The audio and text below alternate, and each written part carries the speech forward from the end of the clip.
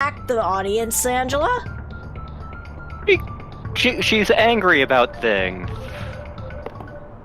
She's angry that it took so long for her mom to be nice to her.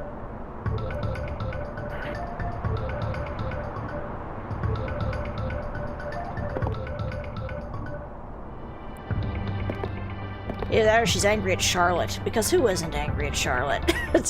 She is small necromancer. Yes. Well, in this case, she's small chaos bringer. Yep.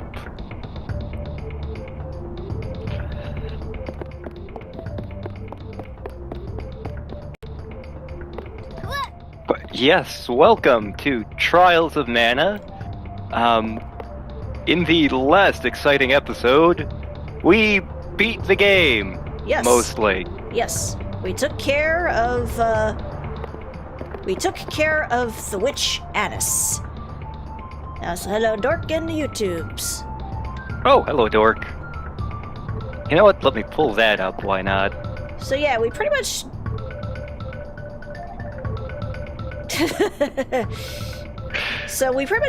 took care of every major thing in this particular run. But we have one more enemy we want to deal with. The hardest enemy in the game. A creature so vicious, so vile, that it was only in Duran and Angela's run in the original game. But it's here, and it is... Oh no, it's so bad that we need warnings about, like, are you sure you want to take on this? Yep. I'm having flashbacks to playing Freebird in Guitar Hero 2. Are you ready? It is!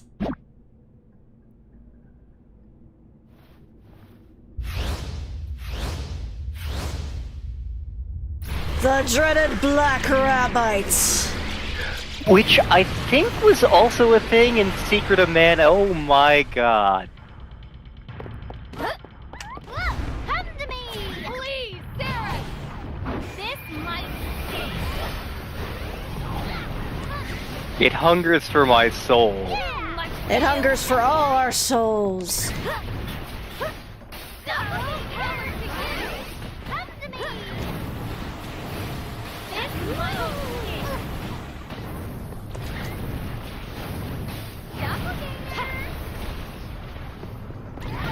Ow! As you can see... Ah, alright. Couple wishes. Ah! Allow me. Oh. Don't keep me waiting, doppelganger. No more. Please.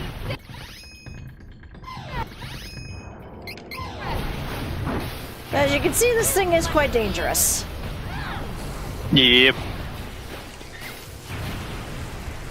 This might be.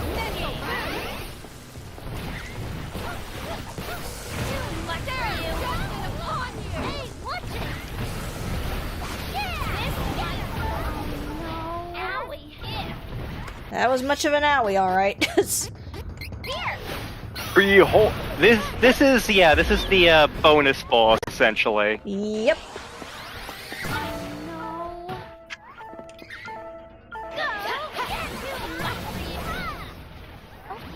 Not bad. So let me just Focused. Here we go. grab me some chocolate. Whoop! Don't let it sit on you! Things not to say on a first date. But what if it's a puppy? Then wouldn't you want it to sit on you? You don't know where that puppy's been. Allow me. Is this it? Thanks for that. Oh. Don't keep me waiting. I mean, if it's anything like my puppy, who has been rolling in poop lately. Everything comes down to poo, from the top of your head to the bottom of your shoes. Oh, damn.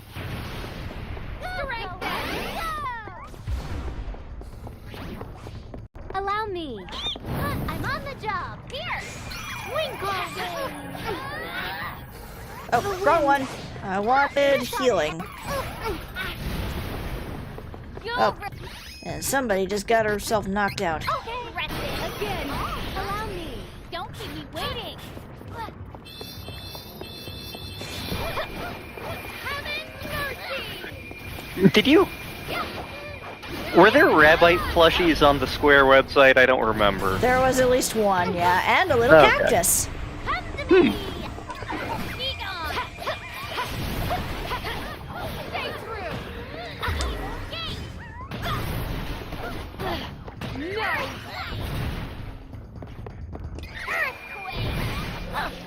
I'm glad that Square is kind of realizing that some of their franchises, other than Final Fantasy, are actually marketable. Yes. You'll regret Oh, and it looks like Charlotte got moogled. this. Well, You'll regret Oh, wait, no, she got better.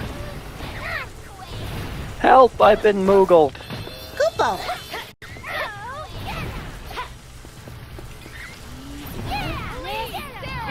Can we also get Chocobo? Probably not.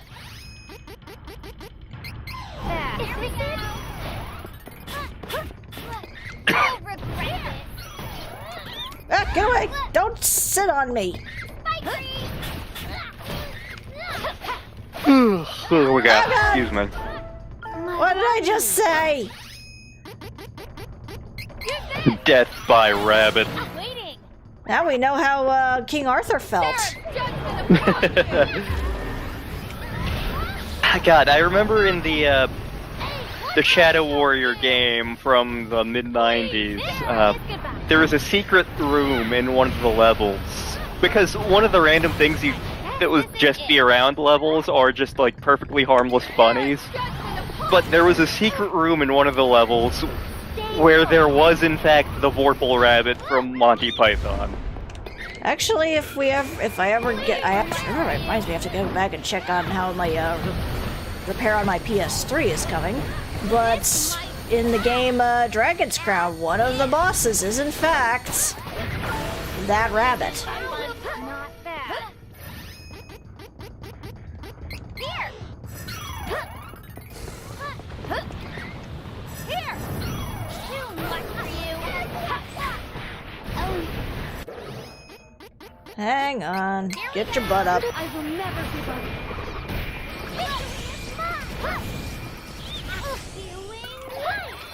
Twinkle wing. Doppelganger. Thanks for the twinkles. This ought to help. Doppelganger. Tinkle, twinkle, little Wayne. Hello there, I am Bruce Wayne. I'm Batman.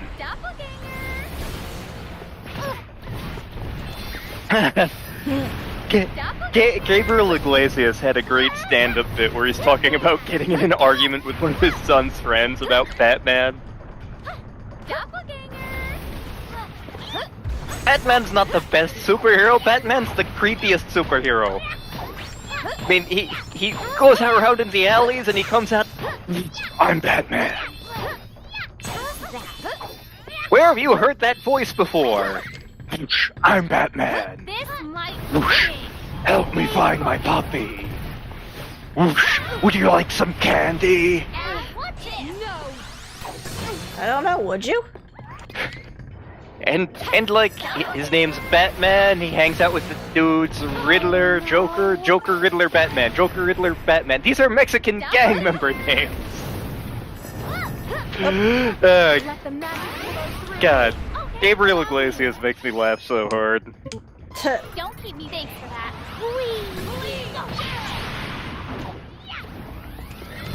Come to me. Too much for you.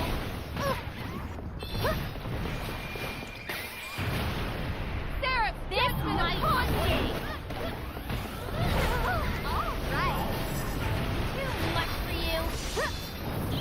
Stop making me blind. This might be. So Charlotte, get your butt up. You're the healer. Oh god. Mother, allow me. I'm up. That's not good sign. Okay, do I have a... No, of course not. Okay, this is a problem. Please, Sarah!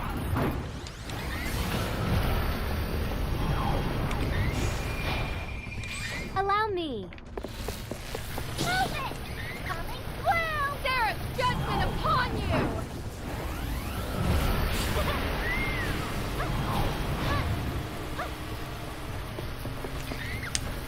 Please, Sarah!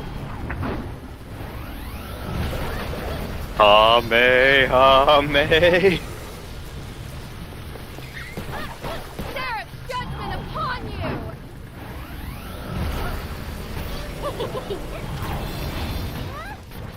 Owie! Please, no! This is going well. This is fine.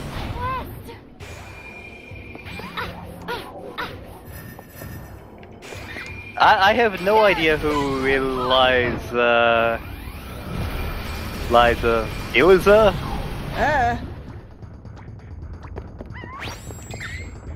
Please, Sarah!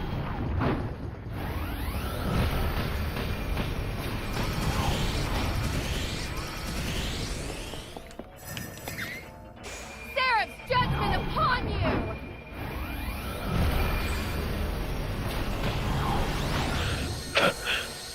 So Carl summons angels, got it. Yep. Please, Sarah! I mean, like... when we were doing Mother 3, this is not dissimilar to what I was picturing PK Carl being in my head. Yes.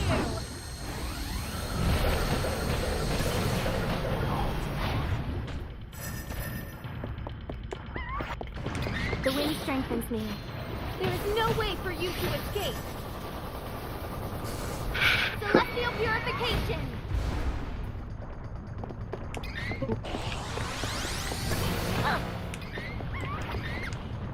Please, Sarah! Okay. To Google! Sarah's judgment What? upon Copy. you! Schlesinger.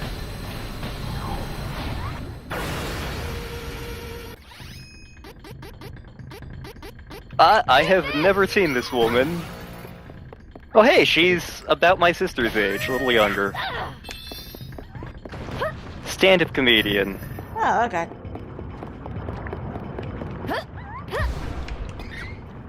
Please, Sarah!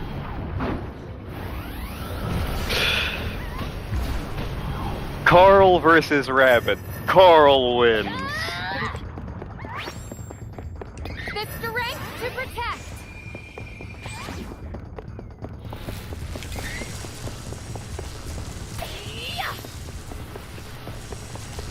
Alright, where are you?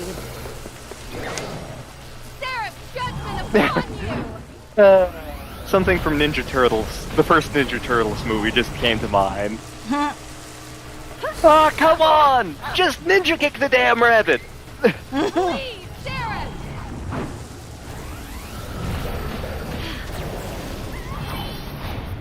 I think that was my cousin Adam's favorite line in that movie. Sarah's judgment upon you!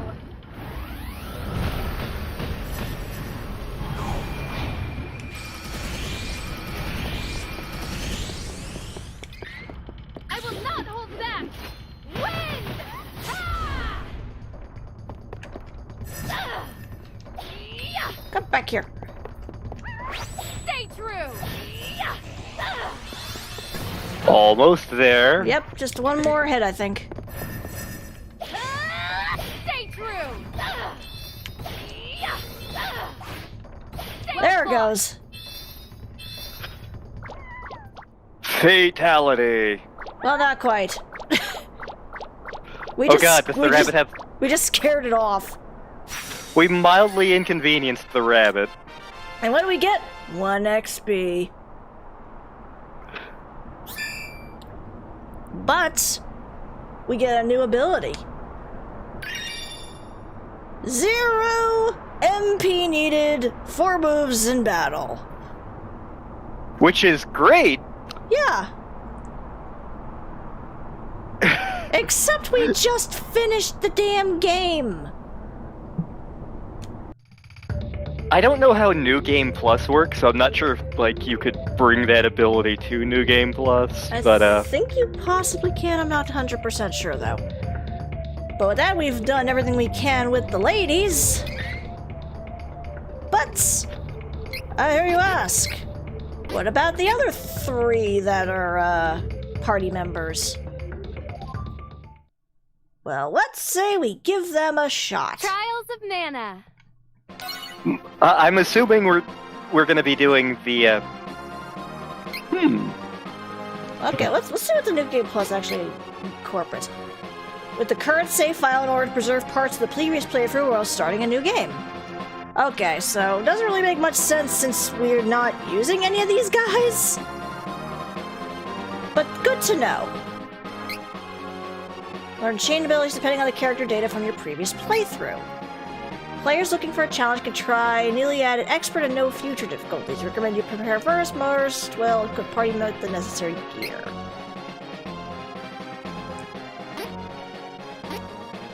But see, I don't think... let me just test to see if it actually makes it we have to use that group. glorious sake of science. Yeah, and we'll stick on beginner just so we can get through it quicker.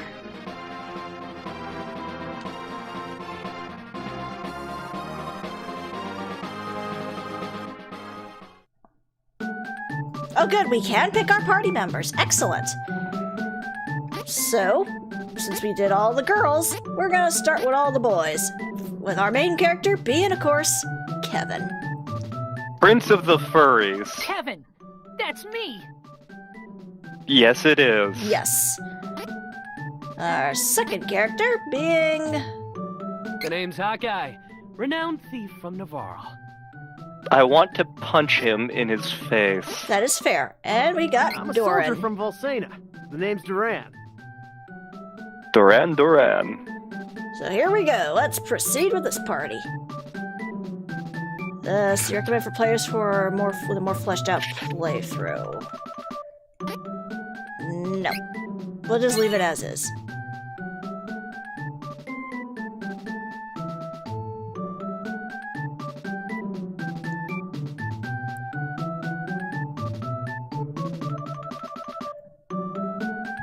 Dork is very excited right now.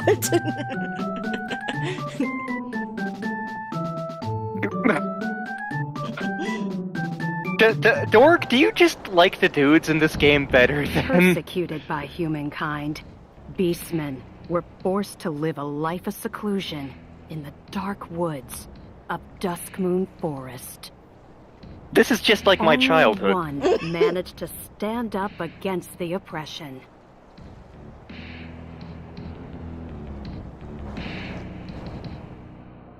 He became king.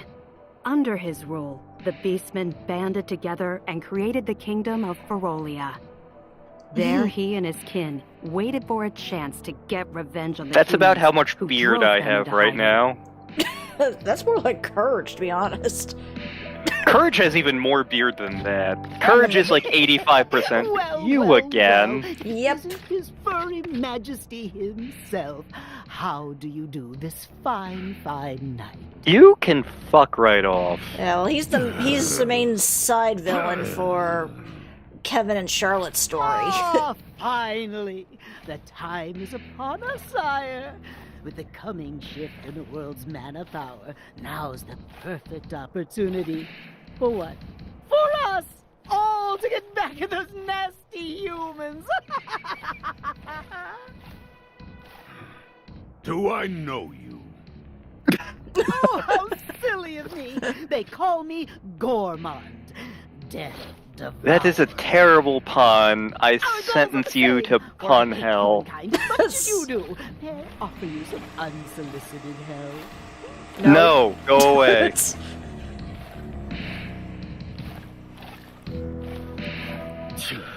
Outsiders and help are unwelcome. Be gone!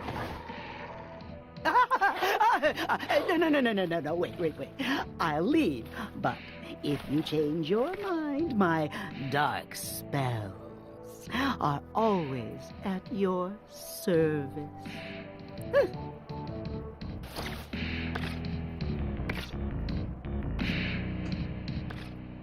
Wait. I'll give you one chance. No. I shan't waste it. Now then, tell me what you would have me do, and consider it done, Your Majesty. I need you to tell me what a purple push pop is. Oh,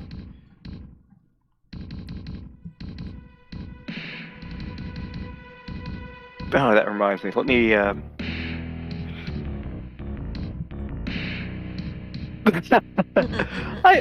Reese grew on me eventually. Yeah. Kevin was the one and only son of Ferolia's king. The young boy's human mother had long since abandoned her half-blood child, leaving him to be raised in the forest by the beastmen. Due to his Spartan upbringing, Kevin never connected with others. He was raised as his father's successor and trained to fight from infancy, leaving little time for friendships. One night, the young prince came across a slain mother wolf and her living pup, Carl. Finding a true friend in the affectionate wolf, the boy's frozen heart began to thaw.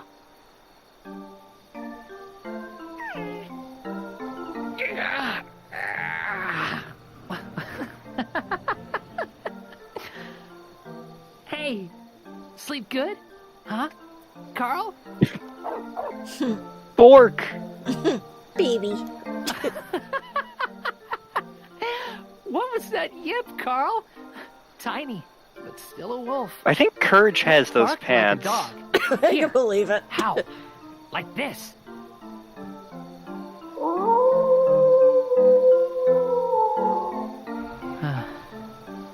We're alike. You and me. A little wolf who acts like a dog. A beast man with human blood in my veins. And neither of us have a mom. Don't worry, Carl. Got you. And I'll protect you, since your mom can't now. Bork. Aw.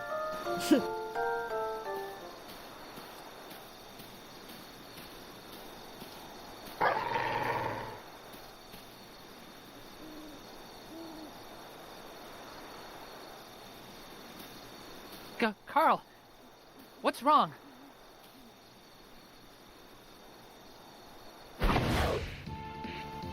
Uh-oh. No, Carl. Can't fight you. Won't fight you.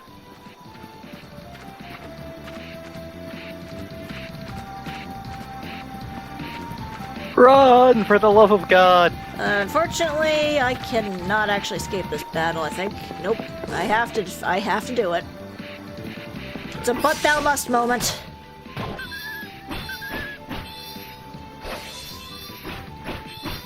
Dear Square, you're sick. Sincerely, JKLantern.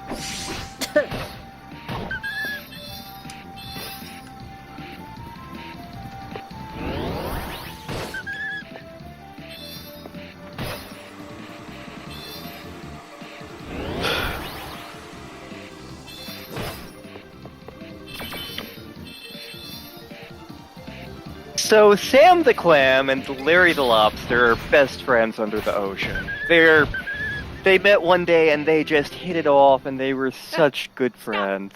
What are you doing? Carl!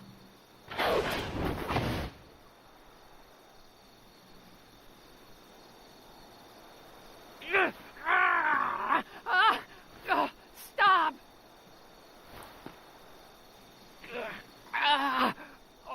Body's moving on its own. Oh no, have gas! No, he went super furry. A level of furry beyond furry.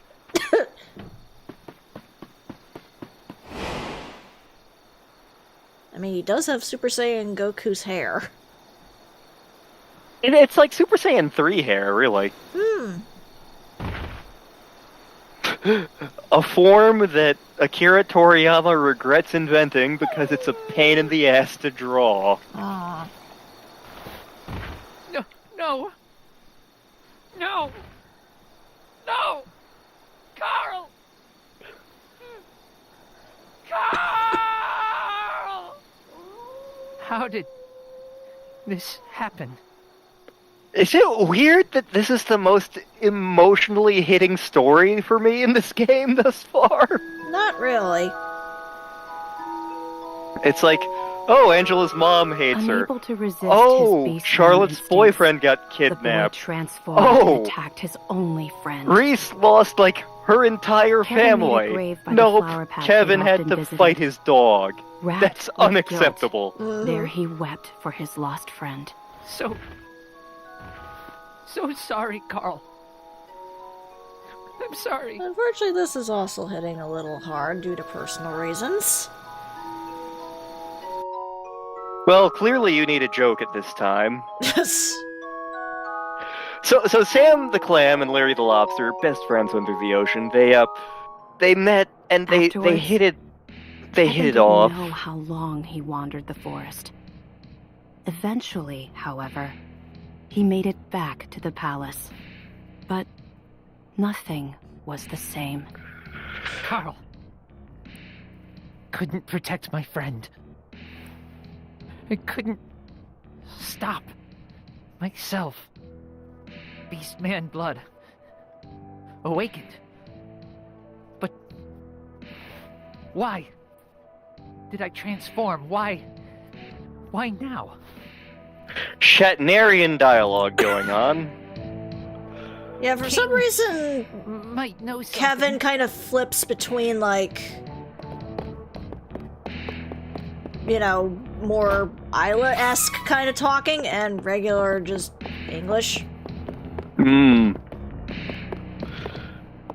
So Larry the Lobster and Sam the Clam discover a mutual love. They both have a passion for disco. All day and all night, every day, they would go out to the various clubs in the ocean, and they would just boogie down. They would just keep boogieing all the time. And like everyone would see Larry the Lobster and be like, "Oh boy, Larry, you're great. We love you, Larry."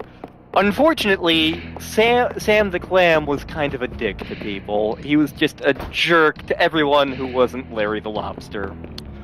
And one day Sam the Clam passed away. He was unmourned by everyone except Larry. Larry was like, "Oh, Sam, no, you were my best friend. In your honor, I shall continue to dance."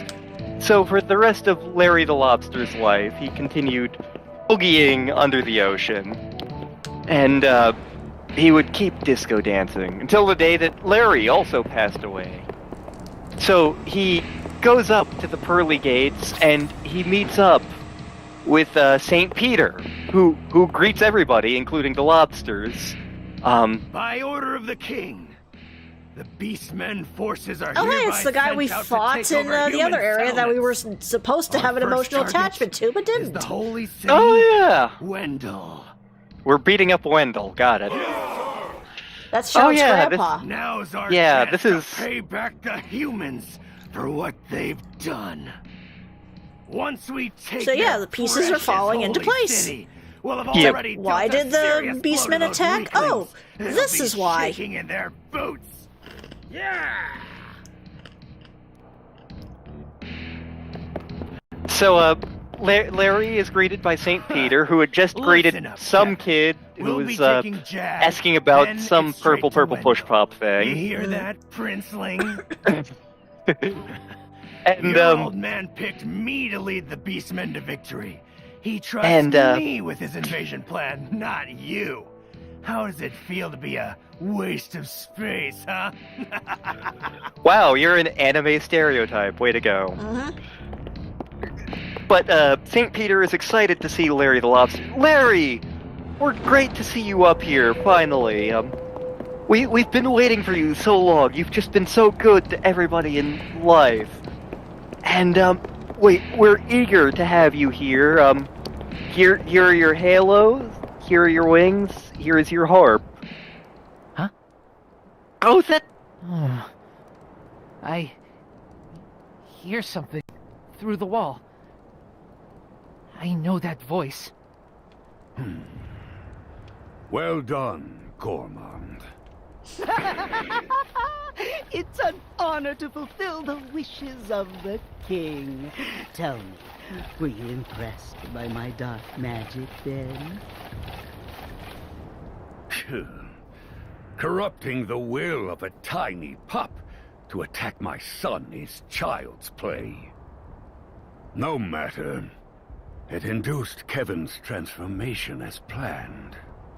Dick. With no more attachments to keep him from training, my son will become a weapon. I have no more need of you. Leave. You're about to get eaten, aren't you? What? Be reasonable, Your Majesty.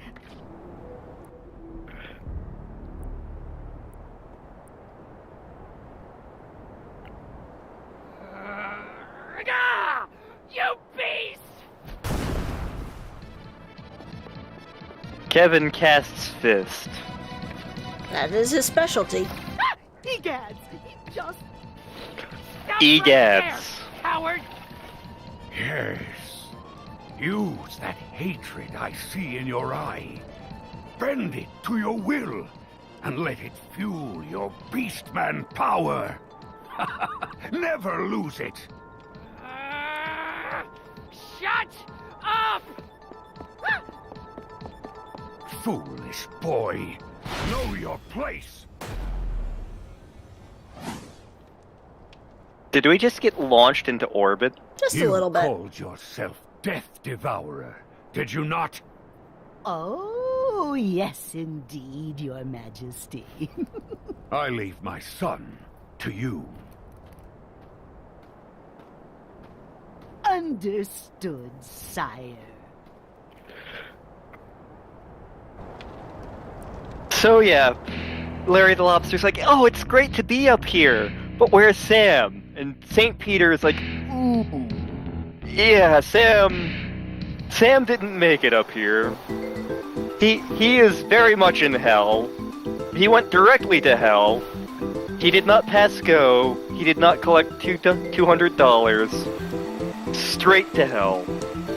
And Larry was crestfallen at this, but still, he was in heaven. So, he was in heaven for a good long time. And,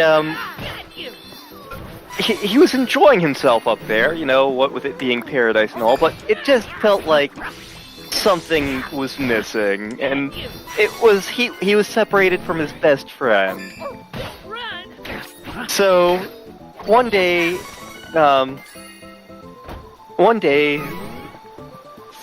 Larry the Lobster went to St. Peter and was like, I love it up here. Heaven is great, but I would really, really love to see my good friend Sam. All right, we think we can arrange like an hour pass once a year. So yeah, you can go down to hell to see Sam. Just remember to keep your harp, your halo, and your angel wings with you. So Larry the Lobster takes the elevator to go down to hell, and he goes down to hell. And what he learns when he goes down there is that when Sam Clam went to hell, Sam had been such a dick to people in life that he was very popular in hell. The devil, who it turns out is Bob Saget, just absolutely loved Sam Clam's work. And as a result of this, he let Sam open up a club down in hell. So Larry goes down to hell, and Sam had been notified about this beforehand. And he meets Sam down there. Sam, how are you doing? Oh, I'm doing great. I have a club down here. How are you? Oh, heaven's fantastic. Wait, you have a club? Yep. You know what that means? It means it's time to boogie. So, Larry the Lobster and Sam the Clam were in the club, and they were just boogieing it down. They just spent hours and hours just disco dancing, boogieing it down. It's Saturday Night Fever. Give it back! Oh, spare me! I was I hate this guy. following His I Majesty, think everybody does. the King of Ferolia's orders. Wait. I've come to you with an offer. Wouldn't you like to know how to bring your little Carl back to life? Huh? Shh, listen. Ferolian forces are on their way to Windle as we speak.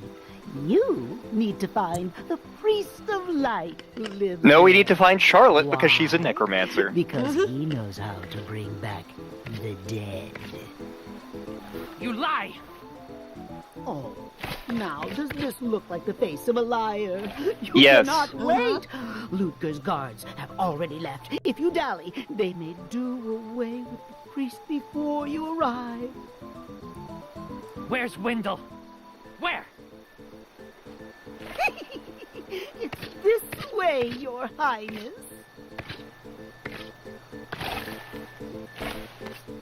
I hope that was the sound of him stepping in poop. Particularly Now, Carl's. you must make Yep. for Mintus. It's just outside the Dusk Moon Forest. And from there, you can cross the sea to the city of Jag. Windle is quite close to that location.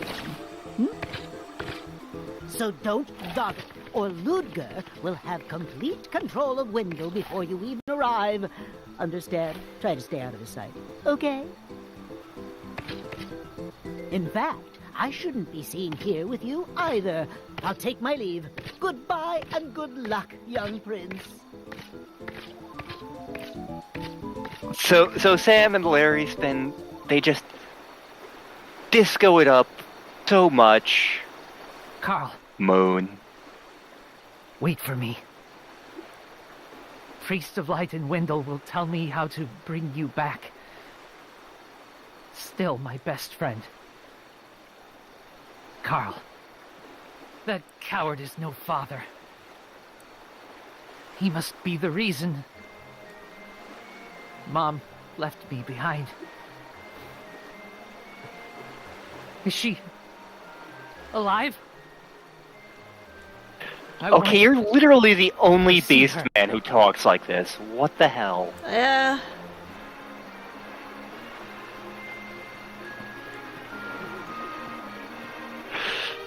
So, Larry and Sam Kevin boogie burned it up. with hatred for his father and shame for the feral blood in his veins that made him deliver the final misguided blow to his only friend. As the Ferolian troops left the castle, the young prince was hot on their heels. He had to get to Wendell and ask the Priest of Light to bring Carl back to life.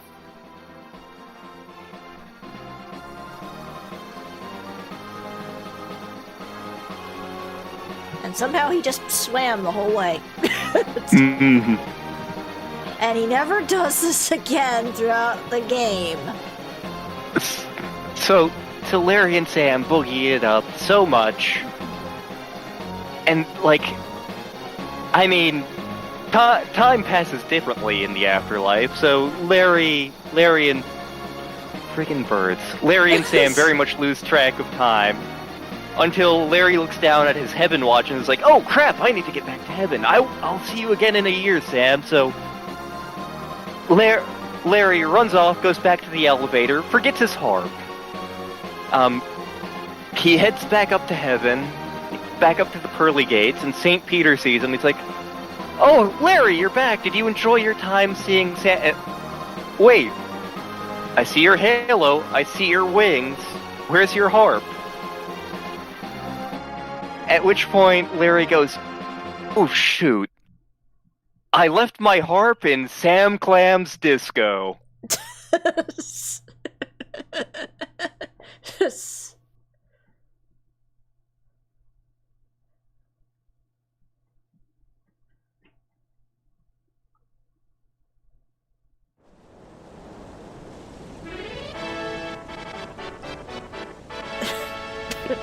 I'm glad you got that joke, Star. I feel like 95% of our friends would be like, what?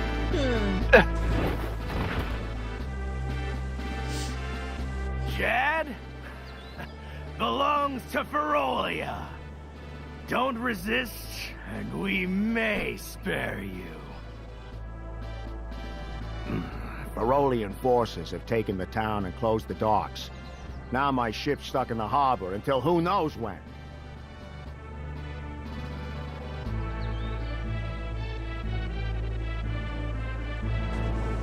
Too many guards. Can't let beastmen find me, but I have to go to Wendell. For Carl.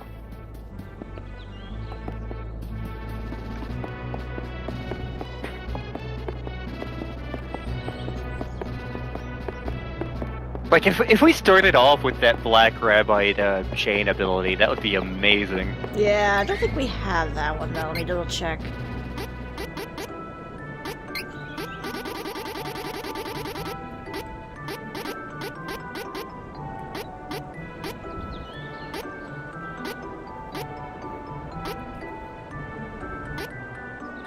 Well, the little cactus one is there.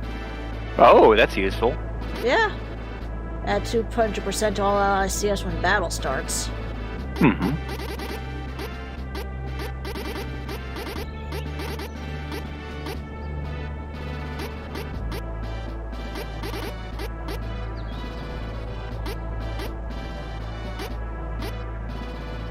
Yeah, I don't see it. I must have been, like...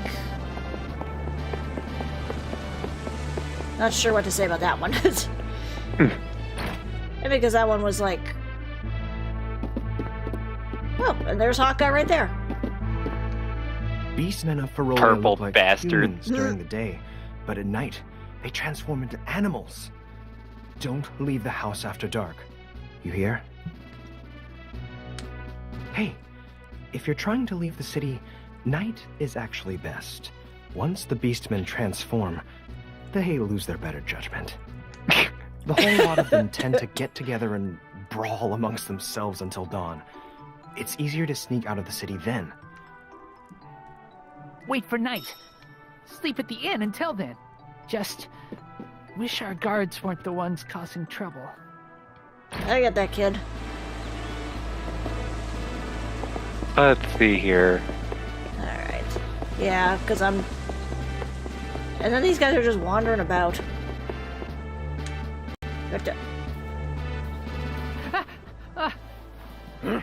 Who's there? Did you really not see me standing out by the gate?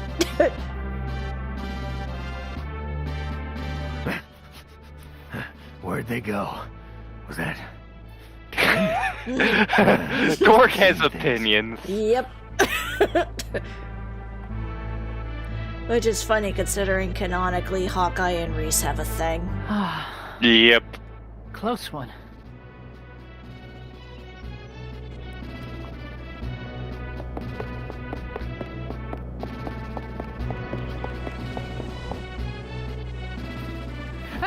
Oh, okay. Who's there? That's just a... Word. That's just a random cutscene. Close one. This might be a stealth mission. Just a smidge. In which case, I must say, why?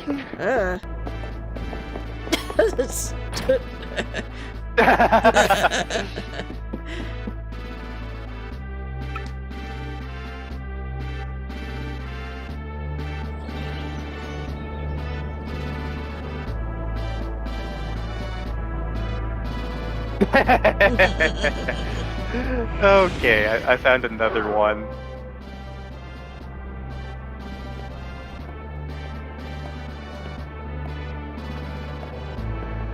My god, we're playing Altered Beast. Altered Beast!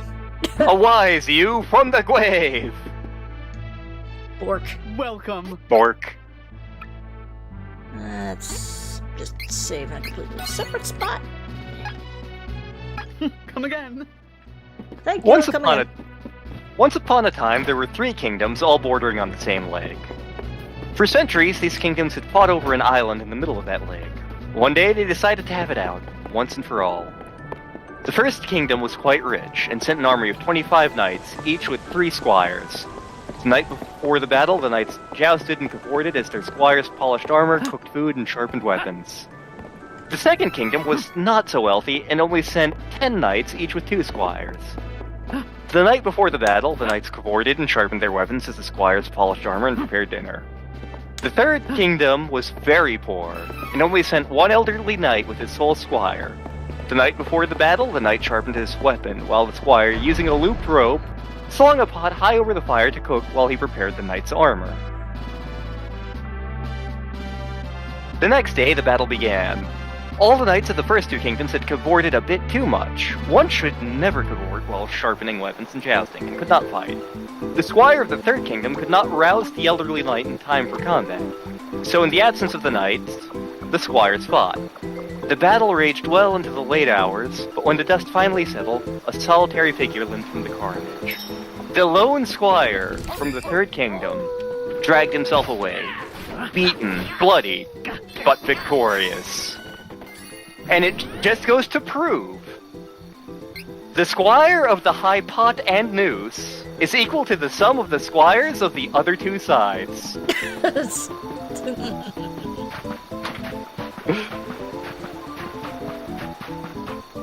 Bork.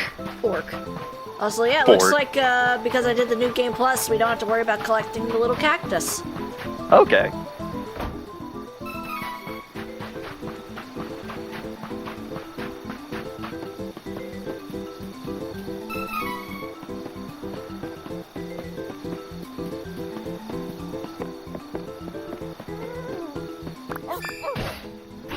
And yeah, Oh wow, Kevin's Kevin's thing is basically he can turn it into a werewolf at night.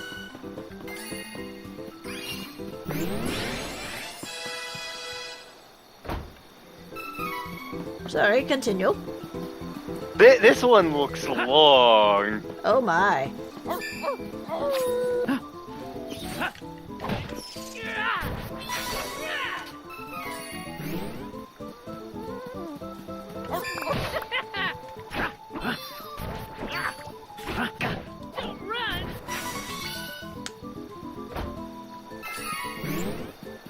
That's a classic one. Got you.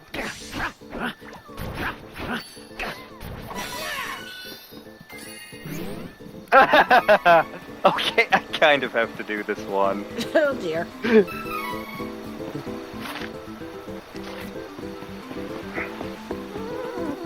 Got you.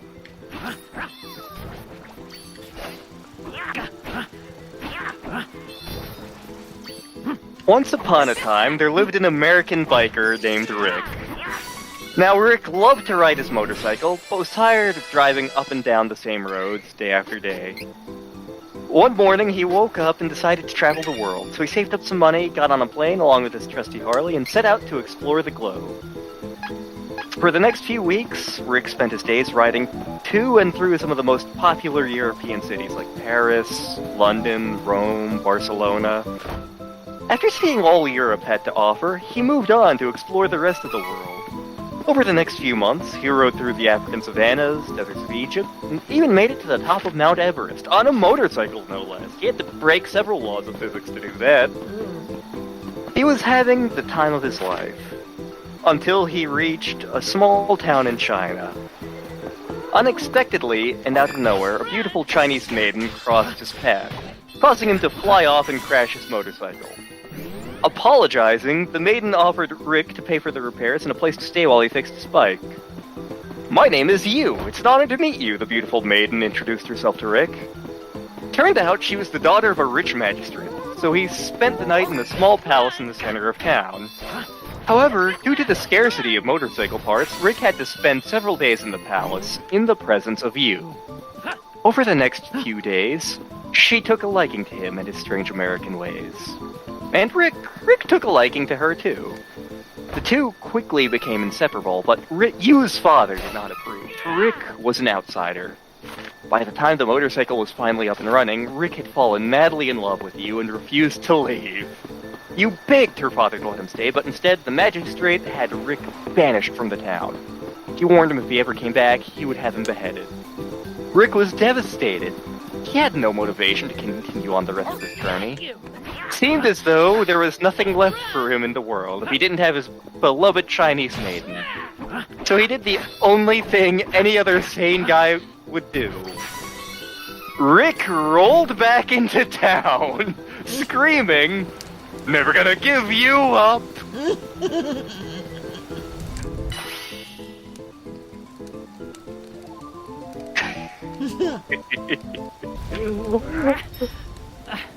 Can't get through.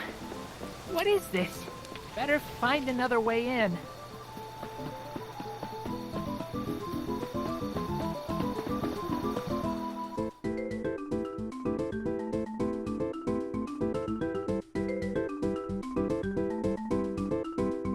No, I don't have a website with a list of these jokes open. What are you talking about?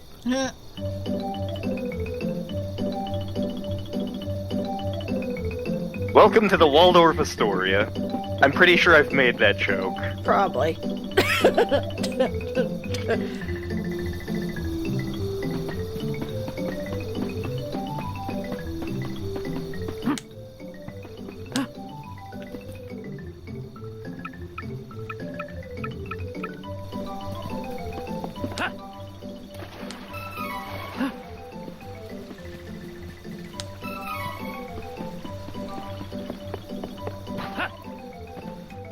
No one believes me, but I saw it. A strange light was floating over the lake. Squall, what are you doing in this game? Maybe it'll appear tonight, too. He has more emotion than Squall does. True. Also, he's not face palming. I make these jokes and I'm a fan of Final Fantasy. Final Fantasy VIII was one of the first games I got super hyped over. Granted, there were also some N64 games I kind of got hyped over when they were getting released, just because my neighbor had an N64 and Nintendo Power, but, like, I remember when Final Fantasy VIII was coming out, my neighbor had started getting the official PlayStation magazine, and we were getting super into RPGs at the time, and we played FF7, and we had enjoyed it. It was a couple years old by that point, but, like, when FF8 was coming out, like, number one, for the time, it looked really good. Like, the graphics were amazing for the time. Number two, we were about 13, and we were like, oh my god, the girls in that game are so hot. Yep. Do I gotta put my hair up? Do I gotta put my hair up in a bun again? Since apparently with these new filter glasses, I kind of look like Keestis from that game. Huh? Yes, you do. You are apparently a blue mage. You know, if we ever play EFF5... Blue mages are hard to use in any FF game, but they can be absolute game breakers under the right circumstances.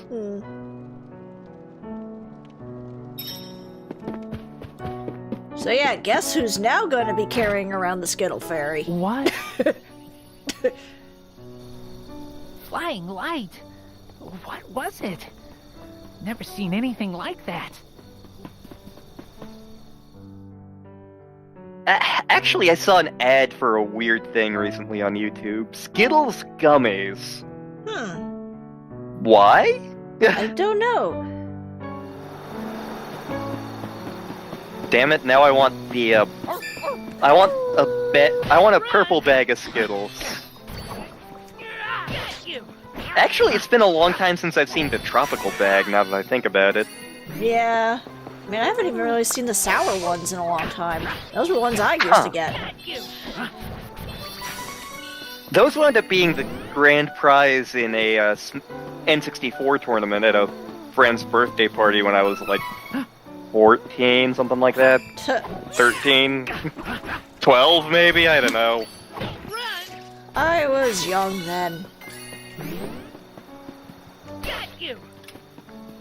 Dear Nintendo, please bring N64 games to Switch Online. Okay, thanks, bye. Look, I just want to... Actually, there's a couple N64 games I wouldn't mind seeing, although one of them I don't foresee Nintendo having much luck getting, because it's owned by Microsoft now. Jet Force Gemini, along with the Banjo games. Yeah. Then again, we did get Banjo for Switch, so for a Smash. Yeah. Skittles. Nom. Nom. You... alive? Barely.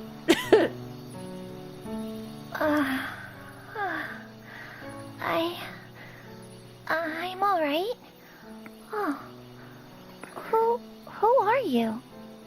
I am Kevin from Ferolia. Saw the light. I saw the light. I feel like I saw no other the light. option. Yeah, that's a Todd Rundgren So song. I Yeah. suppose you'll do. Hold on. What? Hold on to your butts. Never mind. I'll tell you later. Please. I need you to take me to the Priest of Light in Wendell. I can't fly any further on my own. Fine by me. Going to Wendell too. But... Cascade Cavern. Can't get through right now. Kevin is just how I talk when I'm really But we need free to and tired. Yeah. Something has happened to the Sanctuary of Mana. You've legit seen me talk like this. Yes, I have.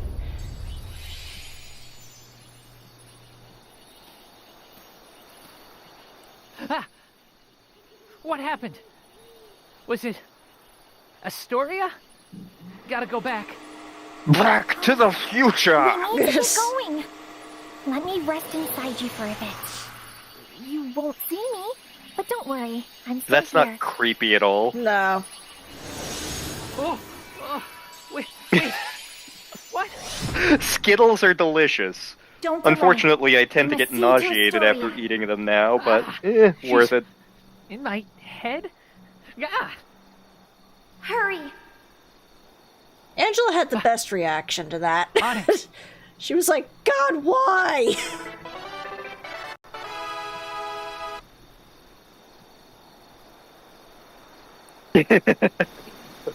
Who wants to see why me are we make heading to Dork Wendell? furious? Priest of Light can save Carl. Bring him back. Oh, I see you haven't had an easy time yourself. I like how his everybody else just kind of taps the chests open. He kicks them. I mean, so does Link from several of the Zelda games. Furry power. Furry power. It just slightly bugs me that he ends up getting like Super Saiyan hair. Like, why couldn't it just be like it turns into like a spiky white version? Yeah.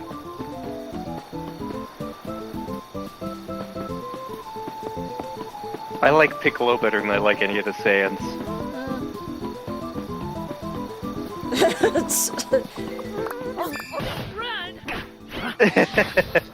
Okay. A man wakes up in a dingy slum with no memory of how he got there. He wanders around aimlessly before he finds even one person who will talk to him, some ratty beggar on the street, and that's being nice enough to explain where he is. Good news! You're in the afterlife, he tells the man. You must have been a real shithead when you were alive, because this is the fourth ring, and only the worst people come here. All of a sudden, like an air raid siren goes off. The man is terrified, but the baker gets up calmly and leads him to a big, dilapidated warehouse where thousands... Where are the humans? This looks like the work of beastmen. Oh god, furry!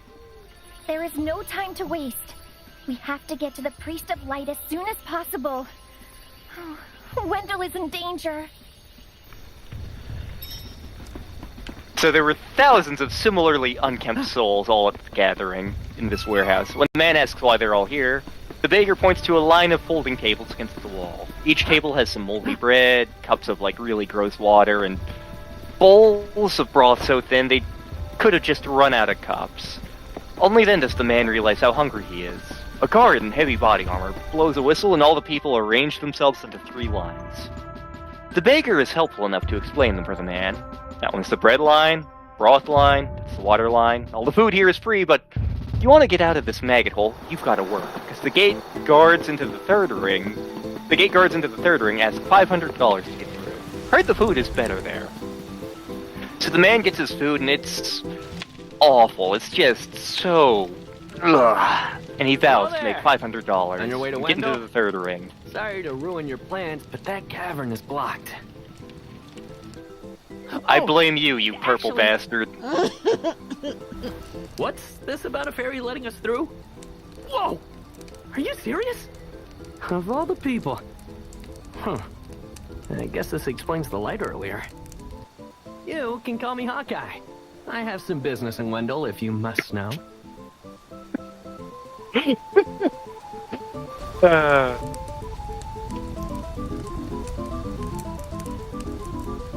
Let's see what Hawkeye's story is about.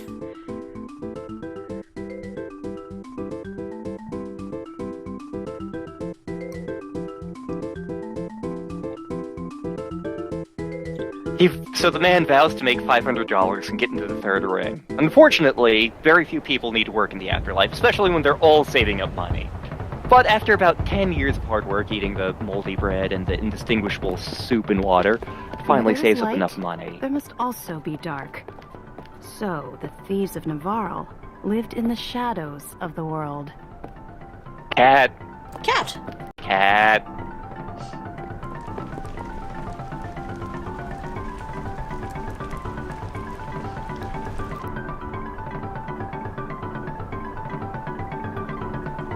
Cat.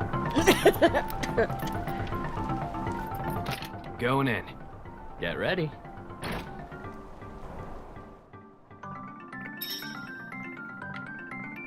I love Hawkeye in the Avengers movies. One of his lines in Avengers Ultron, I was like, that's an absolute friggin' mood. Oh, he can't jump on the beds.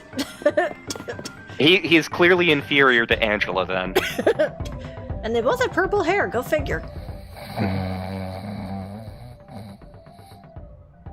It's my money. Use it when you need to. Wait. My. J.G. Wentworth and Associates. 877 cash now. After 10 years, the guy finally saves up enough money. The guard lets him through and he finds himself in the third ring. Nothing too fancy. If anything, it's a bit below average for a real city. But to his eyes, it is paradise. All the guards look much friendlier. From a baby. And the houses and buildings, while not spacious or lavish, are at least up to code. And to his surprise, he runs into a familiar former baker as he crosses the street. No, not my money. You had to make this complicated.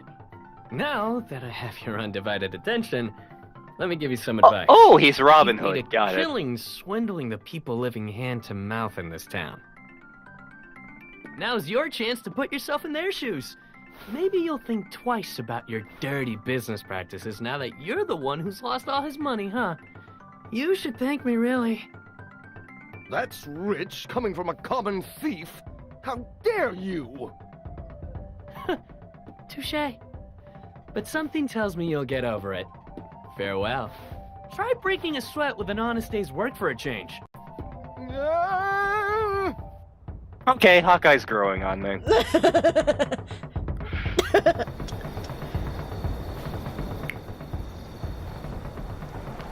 Cat.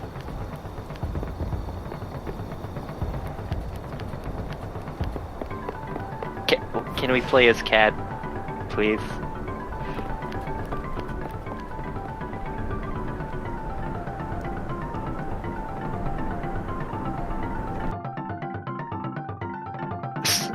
So he runs into a familiar former beggar as he crosses the street. What are the odds? They both ask, and they get to conversing. The beggar, it turns out, only managed to make it in himself a few months back. Their conversation is interrupted, however, by what sounds like a school bell. When the man seems confused, the beggar leads him into what looks like a giant gymnasium.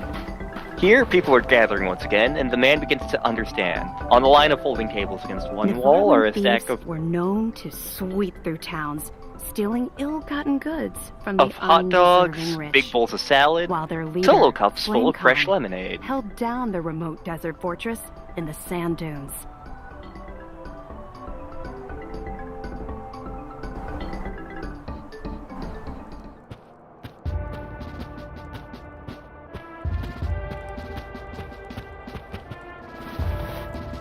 I've returned from the raid, sir. Well done. Oh, you haven't heard? Forgive me. King Flamecon has disbanded the Thieves' Guild. Those are some titties, alright. Independent nation under his rule. We're wasting away in this forsaken desert. Mana power is shifting and threatening our place in the world.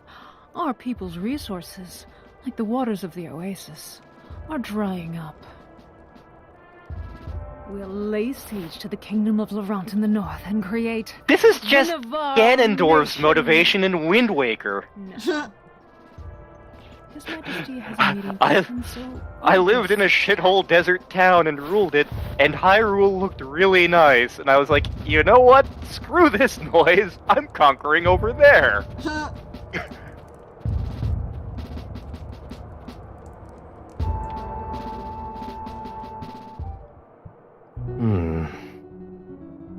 Oh, Hawkeye. When did you get back? Is something wrong? What is Flamecon thinking? He's never been ashamed of our thievery before. How can we give up our entire livelihood, our creed? And for what? What is going on? And there's something strange about that Isabella. I know she saved the Lord's life when he was stranded in the desert.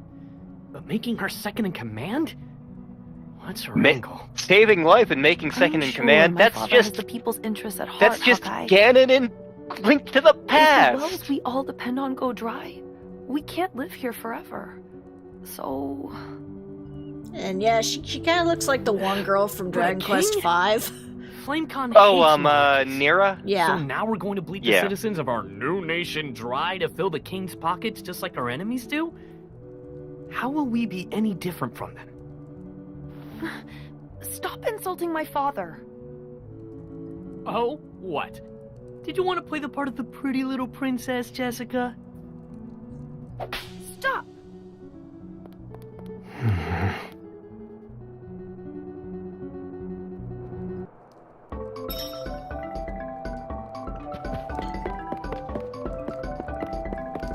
A cop shouts for everyone's attention and directs them to the 3 lines. The beggar smiles at the man's wonder and points to each line in turn.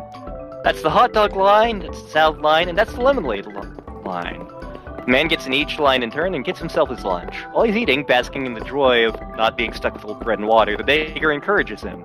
The best part is, halfway through the year, they switch from hot dog, salad, and lemonade to chicken, chili, and hot chocolate. You can never get tired of it. Sadly, he was mistaken. After only a few days, the man did get tired of the same meal every day, but he knew firsthand that he could change his lot, so one day he went up to the wall of the second circle. This time, the guards were asking for $10,000. Well, the man didn't like it, but he figured he had his whole afterlife ahead of him, now that he was out of the fourth circle, and he could certainly take some time to save up. After 10 years of hard work, it wasn't too difficult for him to keep up the work ethic, and only 20 years later, he went back to the guards of the second ring with the money in hand. He went through the gate and found himself in a glittering, clean city full of glass and steel. And wouldn't you know it, but there, standing across the street was the same beggar, only now he was wearing a well-fitted suit. The man greeted the beggar as an old friend and they started talking again. Once again, their conversation was interrupted, only this time it was by beautiful church bells. "Come," the baker told him. "I'll take you to the evening meal." As the man followed, they entered a glamorous ballroom filled with beautiful attendees. Even the cops here looked good, dressed in suits and sunglasses like bodyguards. Sure enough, piled onto platters on huge mahogany tables. Against the far wall were plates of steak, bowls with the most beautiful seafood soups, and glasses of champagne. One of the bodyguards cleared his throat loudly and politely requested that the attendees line up. 3 lines were formed, and the baker pointed each line out in turn. That's the steak line, that's the soup line, that's the champagne line. And apparently here they change the meals 4 times a year. There's something bothering me. By now I'm sure you've heard about the invasion of Laron. Have you noticed anything strange about my father lately? He's enamored with boobs. That's exactly what I thought. We two have grown up together here in the fortress, so I knew you must have noticed it as well. I knew it. He hasn't truly been himself since he went missing in the dunes last month. Fortunately, that newcomer Isabella found him before he... But I swear nothing has been the same since. If my hunch is correct, Isabella may be at the root of the problem. Yeah, No yes, more. her I actual will name expose is her for the Ganem. evildoer she is. She is an alias of Ganon. We are in Legend of Zelda. I got it. Cut me a break, Eagle. Don't rush on ahead. Something's got me on edge. I better go after him. So the man rejoiced, ate, and was happy, and for once felt nothing was lacking. 4 changes a year was enough for him. But one day, out of curiosity, he went up to the bodyguards that guarded the gate into the first and final ring of the afterlife, and found they were asking for $1 million to pass. Beard. Kitties. Dracula. I'll go to the other side.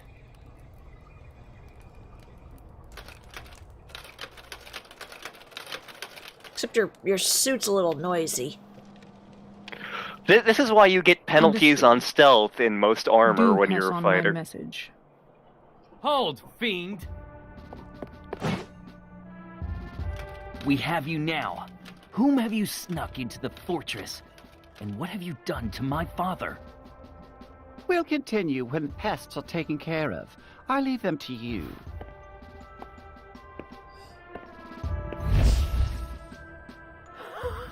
Oh!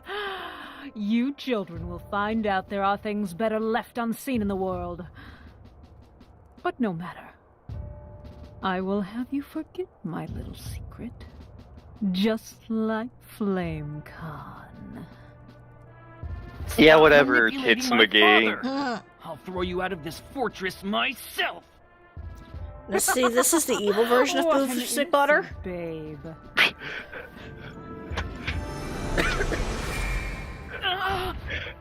Tits McMargarine.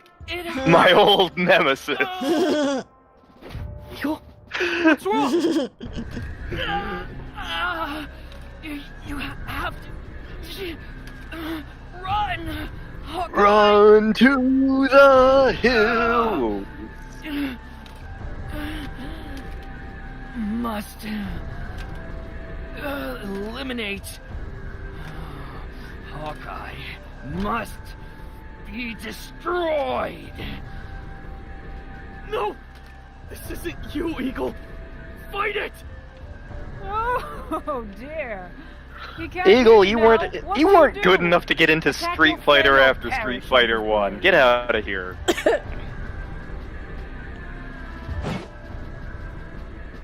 Also, sorry. I feel like Kevin's story did this a little better. Yeah. Which is impressive given that Kevin's story was about a dog. Yeah. Must defeat. Eagle, stop this! I don't want to fight you! So the guy went up to the bodyguards guarding the gate into the first and final ring of the afterlife and found they were asking for $1 million to pass. Well, the man was a bit disturbed by this, after all. The second ring seemed perfect to him. What is it that could possibly be more wonderful than what I have here? You did the right thing. Huh. Still alive, I see. Oh. Allow me to fix that. Force Crush! She Ojo Sama'd and everything. Yep.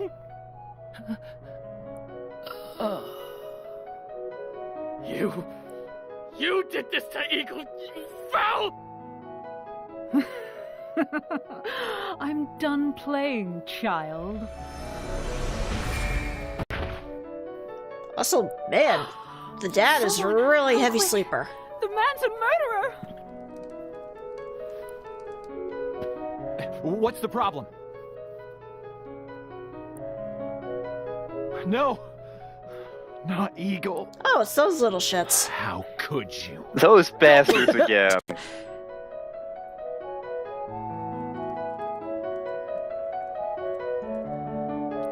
No! It wasn't me! I would never!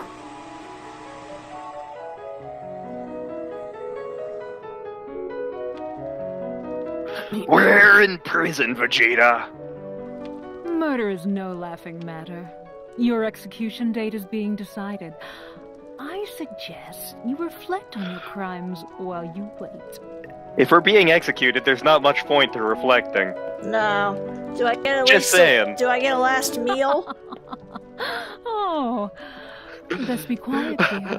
I will have 24 bananas! Your friend Jessica's life is forfeit. What have you done to her? Oh, I just gave her a cursed little present, if you will. If you step out of line, you may not like the consequences.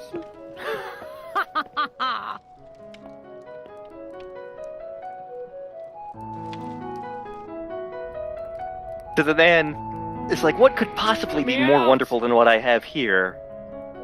The question haunted him for weeks until he came to a conclusion. He was used to working hard, and he had all of eternity to save up, so he wanted to see just what he could possibly be missing out in the first ring.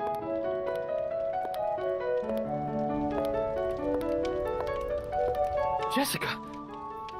My brother, Eagle, they're saying you did it. But that can't be. No one was closer to my brother than you. You couldn't have. So tell me, who killed my brother? Tits McGee. Tits McMargarine. And her life is forfeit. Please, tell me, who was it? See, you could write it. Why won't you say anything? No. It couldn't be. But you... and Eagle? Jessica! See, you could have just slipped her a note, because then you wouldn't have actually said anything. Loophole. So 50 years later, the guy returned to the guards with $1 million. When he stepped into the first ring, he fell to his knees. The architecture was glorious and inhuman. And the bodyguard had turned into shining angels. To his surprise, someone helped him off the street, and when he looked, he recognized who it was. It was the beggar he met in the fourth ring, adorned in a golden robe and glowing. I know Mew are framed. Come on, we need to get away from here as soon as possible. Cat. Quick, through this hole. Cat friend. Isabella will Niccolo. pay, I can't stick around Navarro any longer. Oh shit. There we go, okay. Clicked the wrong thing for a second there. Whoops. This cursed present Mew mentioned, I think it's the legendary choker at death.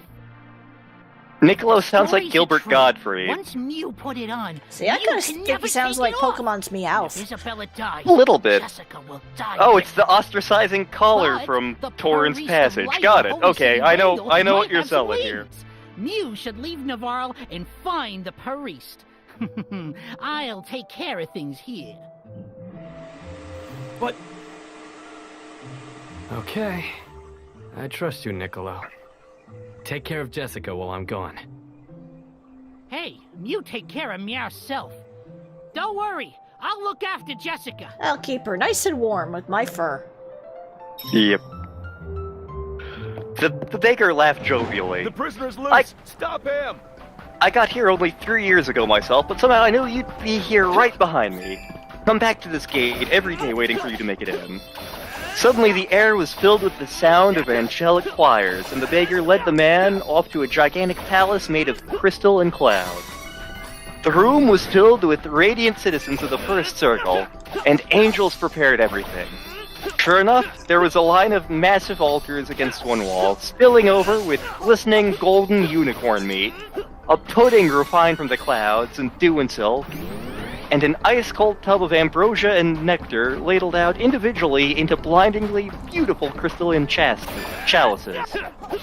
An angel fluttered from the ceiling and bowed silently to the assembled mass, who bowed respectfully back and then broke themselves into their lines on their own. Smiling at the tradition, the man pointed to the first line. That's the line for the unicorn meat, he said before turning to the next line. And that's the line for Angel Does Stew. And then he paused, confused. What is it? The man asked his old friend.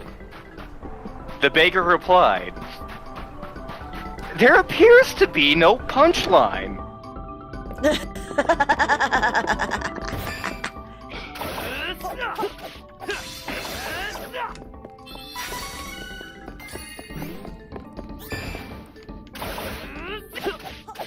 Work's gonna set me on fire. Yeah.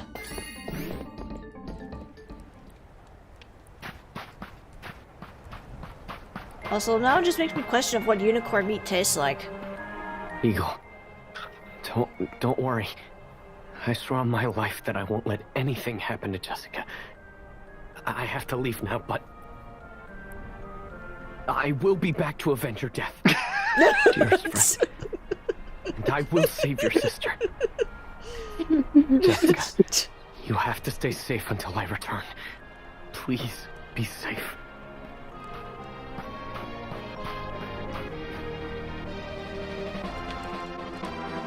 Hawkeye, pained by the loss of his dear friend, set off for Wendell to find a way to lift Jessica's curse. And to find delicious cinnamon toast crunch.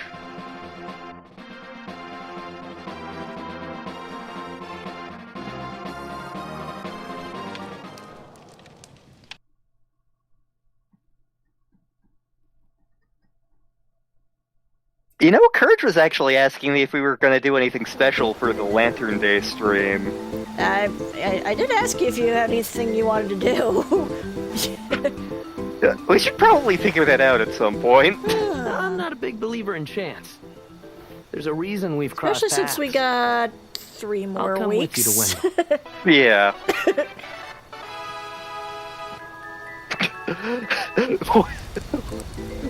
For Lantern Day, it's just Lantern telling terrible jokes the entire stream. So impatient. I'll get rid of the barrier.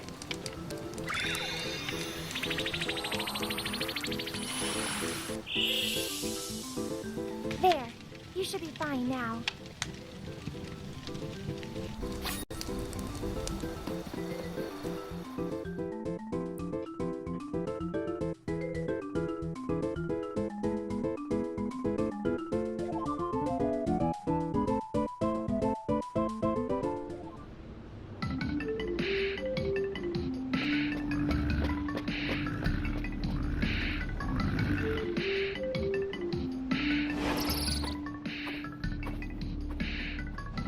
All by yourself, yes?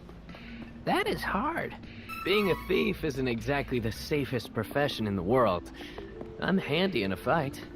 Yes, we will work well together. Been on my own a long time. it's good to have a companion. Watch out for the enemy! Run! Got you! Next! So weak. Could have won alone. You were just saying you wanted a companion. Now you're saying you could have won alone. Make up your mind, Kevin. I'm gonna try. I'm looking forward to this. Yes. My turn! Next!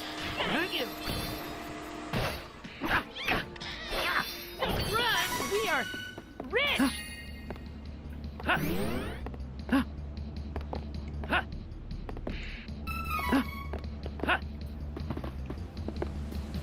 All of us together. Next! One down. Dark vision. Thanks to my blood. Don't worry. Oh, okay. He's got dark vision. Good to know. Okay. Still wish you never got One down!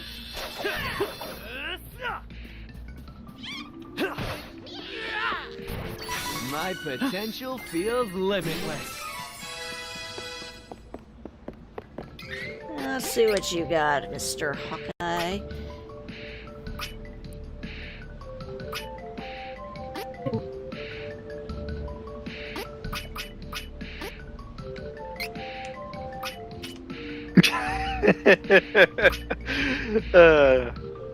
Oh god.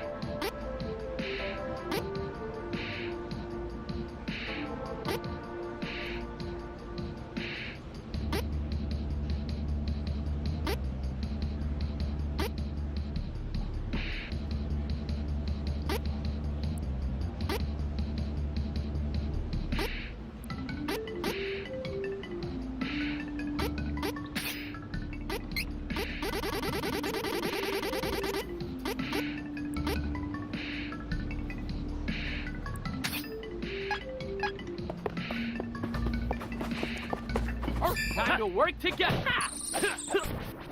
Of course. Run!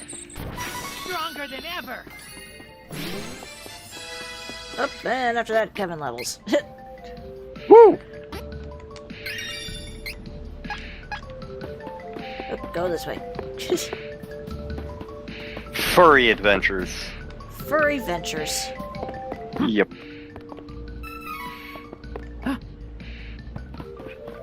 Also, you'll be happy to know we're not gonna find Charlotte in this cave. Oh wait, I think we're gonna see her, but she's not joining us. Help me! No, I don't think we will. This. Ah! Holy!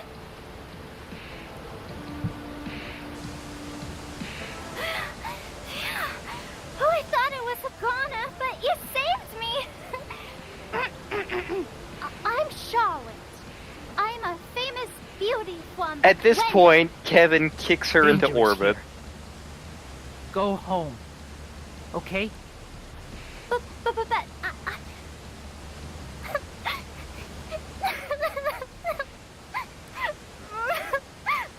Wow, she's not in our party, and she's somehow even more obnoxious. I grew up with no parents, but there was Really? one priest in Wendo that was always Really? Heath was kind and Why? helpful. Why are we getting her backstory? We're not using her. Go away. Go away. I got a really, really bad feeling about it. I didn't want anything to happen to Heath, so I... Maybe it's because followed this him is in New Game secret Plus? And didn't tell Grandpa when I left the temple that night. By a horrible twist of fate, a creepy-looking man took Heath away right when I finally found him again.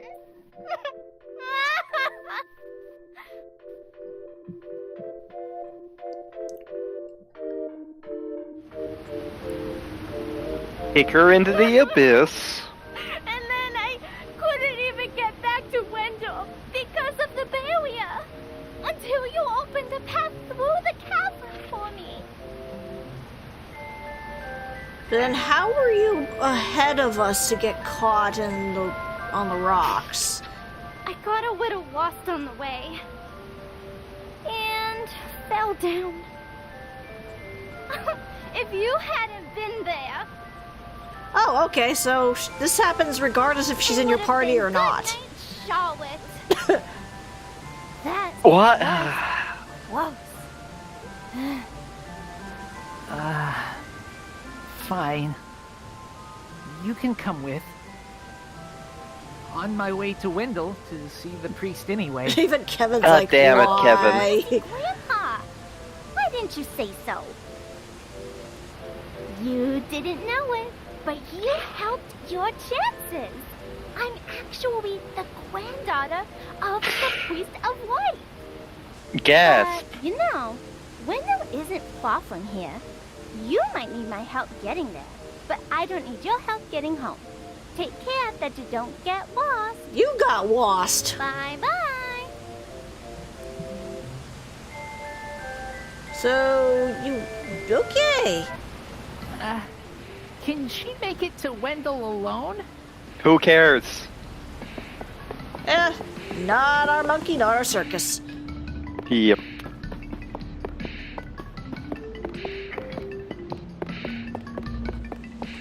See, I was half expecting they were gonna go like, oh, you didn't pick a third character to use for this section, so you're gonna have to deal with her along for the ride. Hurry! Let's move!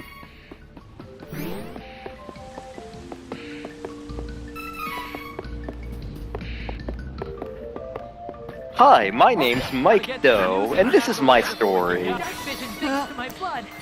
had a friend in college, my freshman roommate, who was always talking about his family. His name was Robert Gooding, and he must have had a family tree that started from Adam and Eve. Every single day, he would drone on and on about some cousin or uncle or some such. He would always burst into the room and saying things like, "Hey, Mike, you'll never guess what Uncle Nate and Aunt Ridley are doing in Taiwan for the orphans this week." I remember him talking about how Dimitri, his mother's grandfather's nephew's son, which is apparently what second cousin once removed means, had resolved a tense hostage situation in Iran. And how cool Auntie Pauline, actually a distant cousin, was working on top secret stuff with the CIA. I always tried to be patient with him, and at least pretend to listen and nod at his stories. They never seemed to be about the same people. Sometimes he'd mention something that was actually funny or interesting, too, so it wasn't always bad. Good old Rambling Robert. He picked up that nickname within a couple weeks of starting school. Don't think he liked it very much. Didn't make many friends because he could never stop talking about his own family. Sometimes I think that I was the only one he could talk to who wouldn't start running after 5 minutes. Not gonna lie though, back then I endeavored to be out of the room most of the day to avoid his ramblings. However, no matter how late I came back, he was always up and ready to tell me something new about his family's latest adventures. Wendell! I could bring Carl back! Thank you so much for taking me here. Hurry! We need to request an audience with his eminence. We had to steal this shiny chest first. Yeah, we gotta get the discarded chocolate.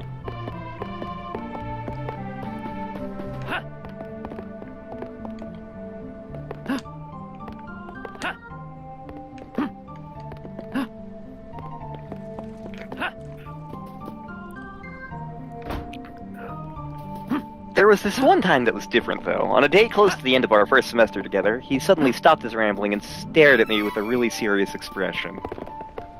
The abrupt lack of background noise startled me from the article I was reading while humoring him, and when I saw his face, I thought he must have been angry with me for ignoring him.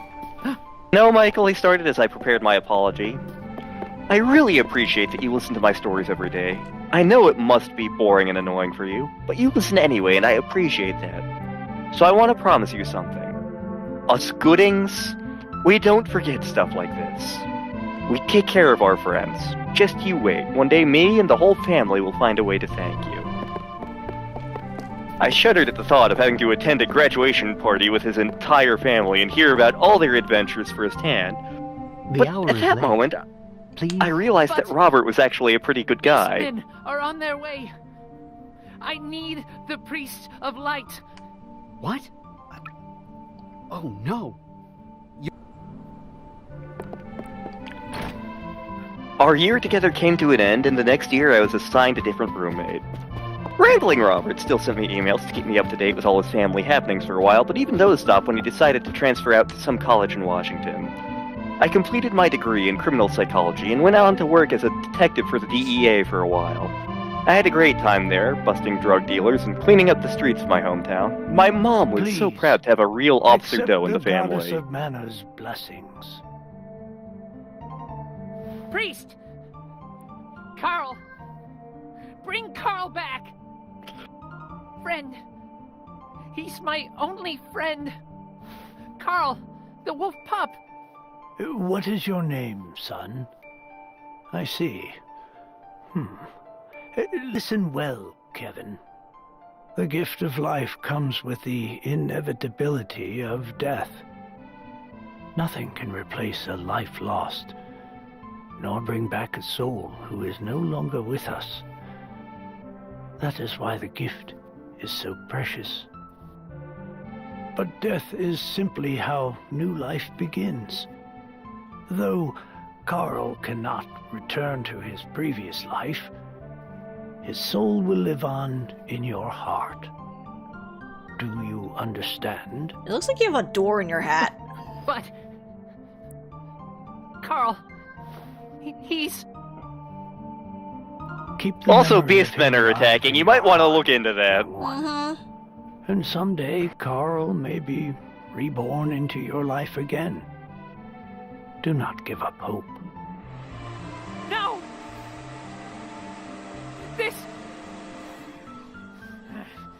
This is the king's fault. Won't forgive him for what he did to Carl. Your Eminence, what do you know about the Choker of Death? How can I stop the curse? I need to save Jessica. Choker of Death? But that's a forbidden and ancient Also, magic. beastmen are about to come and attack How the did this town. come to You be? might want to look into that. Jesus, priorities, Here's people. the story. He can't solve any of our problems if he's dead. Make sure he's not dead first, then solve the problem. Isabella is not what she seems. Like, at least with Angela, she outright was My like, hey, beastmen are about to I do not attack. know how to lift a curse so ancient and evil. She didn't waste any Only the time. goddess of mana can do that. Only the mana goddess? That can't be. What am I supposed to do now? Wait! I have something to say. Your Eminence, please listen. I have come from the Sanctuary of Mana to tell you that the mana tree is withering. Mana power grows weaker by the day. Withering? But without the mana tree, the seals on the mana stones will break. The Benevodons will be released into the world. No. What? Your acting Am I just like this Kevin? doesn't affect you. I think you're smarter You've than been Kevin, though. chosen by Fairy.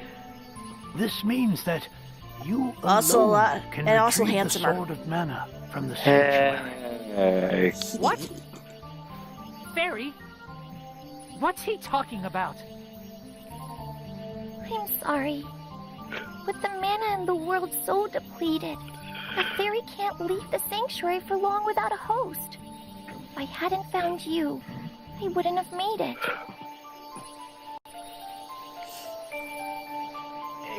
But Fairy's better now, yeah? We made it to Wendell. You do not need me anymore, so go to the old man instead. Would that I were able to bear your burdens. However, once a fairy finds a host, they are bound to them for their whole life. Got it. Kill Fairy and it'll no longer rebound. It's fine. Well, that and also, you know, turn don't her need into a the next goddess. Mana sword. I need revenge on the one who hurt Carl. Can't get distracted. Ooh, bone. Kevin, Nom, nom, nom, nom, I'm nom. sure you already know you don't have the strength to defeat the King of Ferolia. Not with your power right now. But with the Sword of Mana, you would. What? Stronger than the king? Really? But what This is reminding me of an LP of Final Fantasy Legend that I'm fond The of. Sword of Mana is the embodiment of the ancient Trog power no of need mana, weapons. guiding force of spirits. It is an alternate form of the golden wand used to create the world itself. The one who holds the mana sword gains awesome power. The sword lies in the roots of the mana tree, waiting.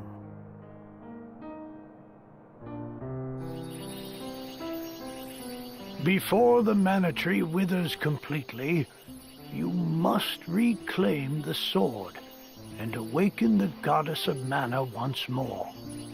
She alone can bring peace to the realm and grant your wish. I get that sword, I can defeat the king? Done! Remarkably single-minded. Where is the sanctuary of mana? I am so sorry.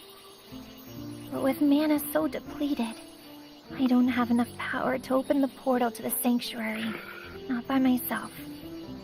Throughout the world are 8 points of mana energy, mana stones, sealing away the fearsome Benevodons. If you activate the mana stones, the portal connecting our world to the sanctuary of mana should appear. Through that portal is the sanctuary. However, you should know that the energy inside the 8 mana stones was sealed on purpose as the mana goddess began her slumber. What do I do? In ages past, there once was an ancient spell used to control the energy from the mana stones and bend it to the user's will.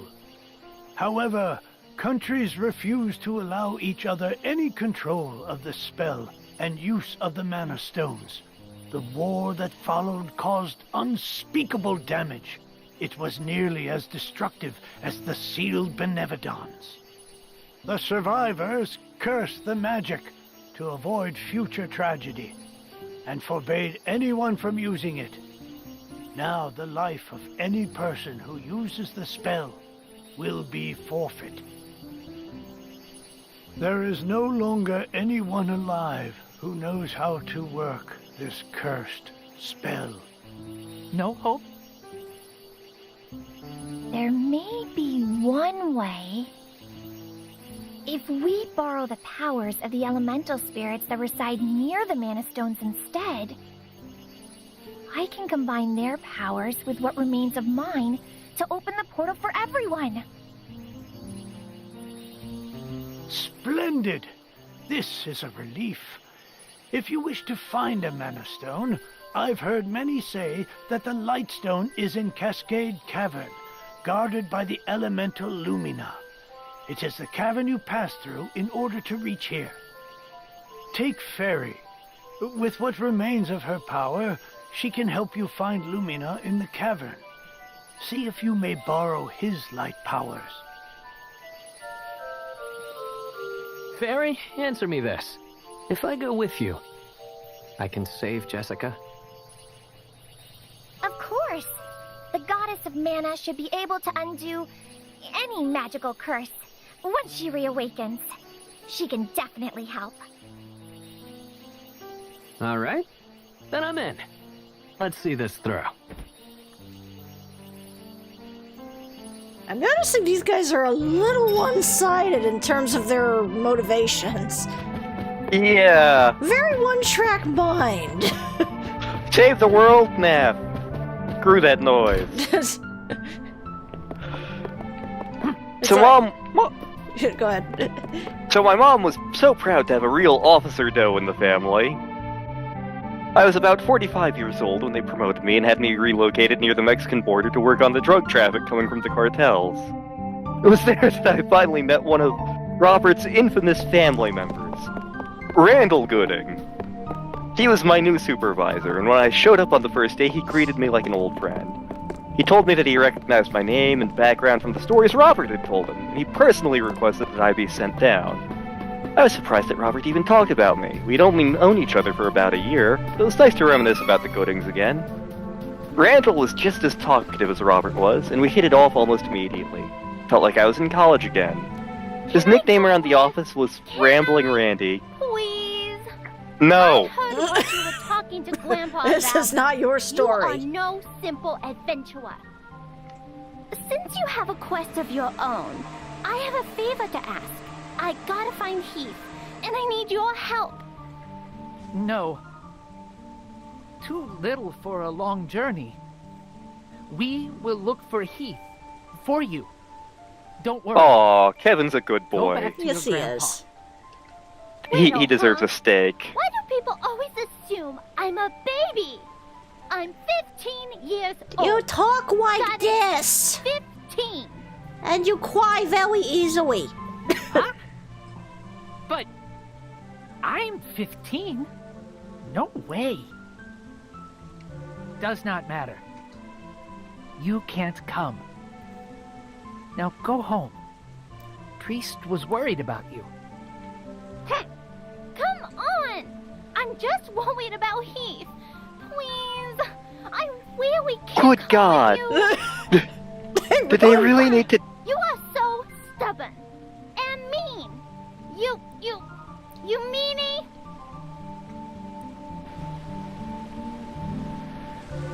God, you're a little shit. So his nickname around the office was Rambling Randy, which had me chuckling for at least a day. Robert, it turns out, was doing just fine. He was a doctor now, somewhere in Texas, and I was happy that my old friend was able to make such a good life for himself.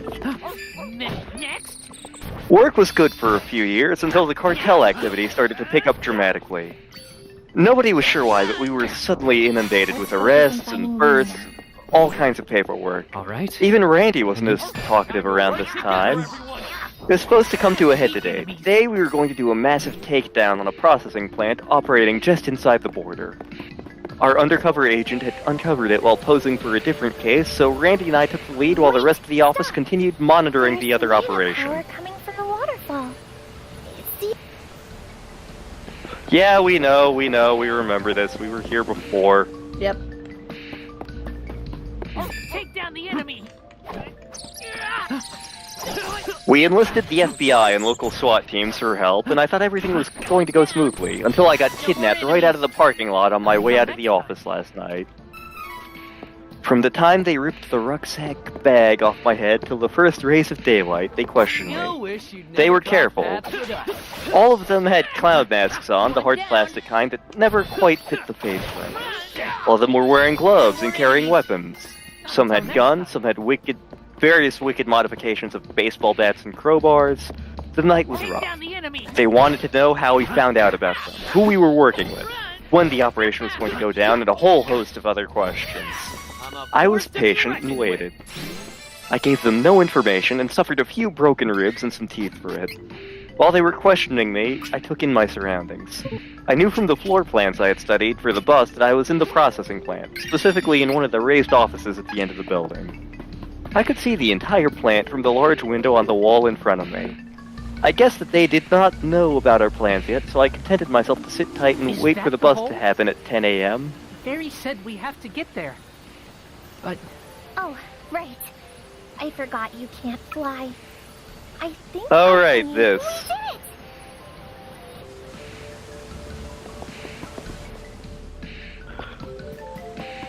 However, it was around 6 a.m. when I heard the sirens blaring in the distance. Maybe they stepped up the schedule when they found out I was kidnapped, I thought. My captains were awake in an instant and took up the pre-planned positions we predicted. One of the guys was carrying what looked like an M16, came cursing into the office where I was being held. After cracking me in the face with the butt of the gun, I felt more than heard him raise the muzzle level with the back of my head. Soon, I heard an unfamiliar voice yell over a megaphone, giving the normal spiel about being surrounded and to give up. Of course, they refused to give up and began to use me as a bargaining chip. Randy's voice came over the megaphone just before the first officer continued the negotiation.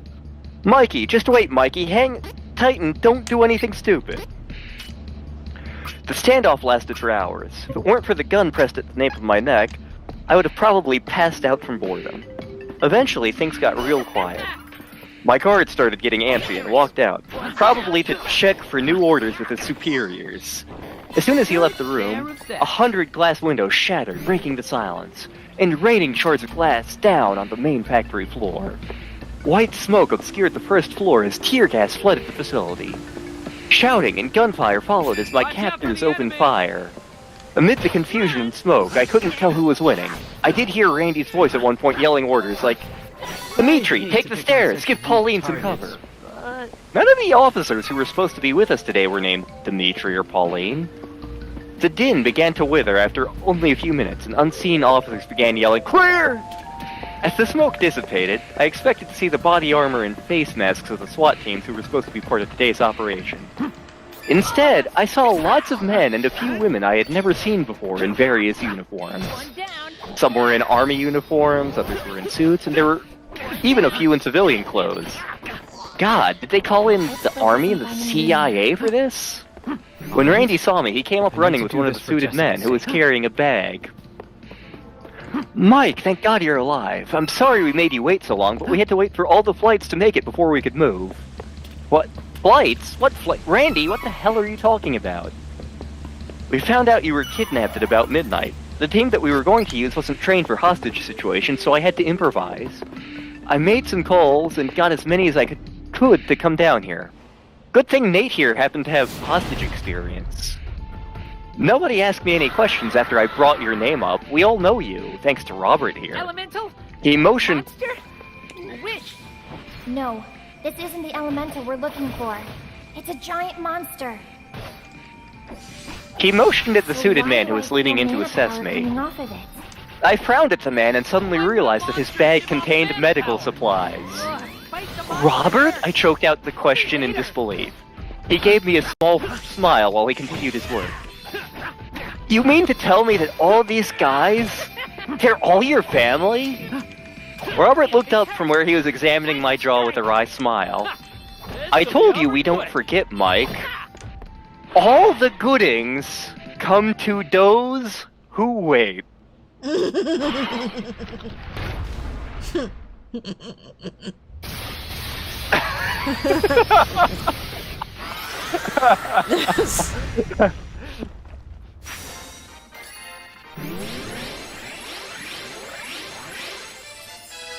Wow, that was a lot of experience right there. Well, to be fair, I have that one thing on there that ups the experience. Is that? Yep. Heyo, looking for Lumina? That'd be me. Nice to meet ya. A pleasure. And thanks for releasing me from the belly of that Full Metal Mimi, am I right? Who knows what would have happened if you hadn't come. Fairy filled in on your plight when you were fighting. Telepathy's great, huh? Just like Fairy, we both need mana to live. Okay! I'll help however I can to make sure So you want me to start over, do you? Lumina. Let me get a drink of water? Where is the Lightstone? It's straight up from here, deep within the Hang on, old let me ruins. look at the YouTube commentary real quick. Can't exactly get there from here. Oh, no. It's safe, though. For now, at least. It's so unstable. It seems like the Benevodon could be unsealed at any minute. We gotta get the rest of the elementals on board and open the portal to the sanctuary. Let me see if I can find some more. Huh? A crack? Here. Wait. Maybe a shortcut.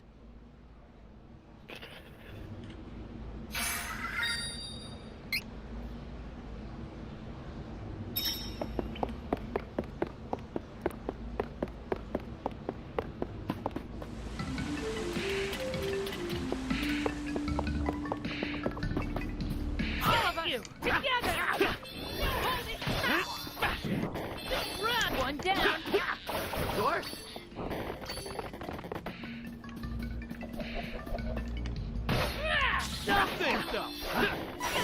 Well, one thing is that we're not dying as easily. Yep. Like, we're at least doing more damage.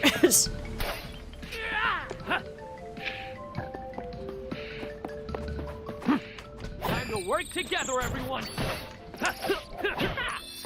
Yes! So weak. Could have won alone.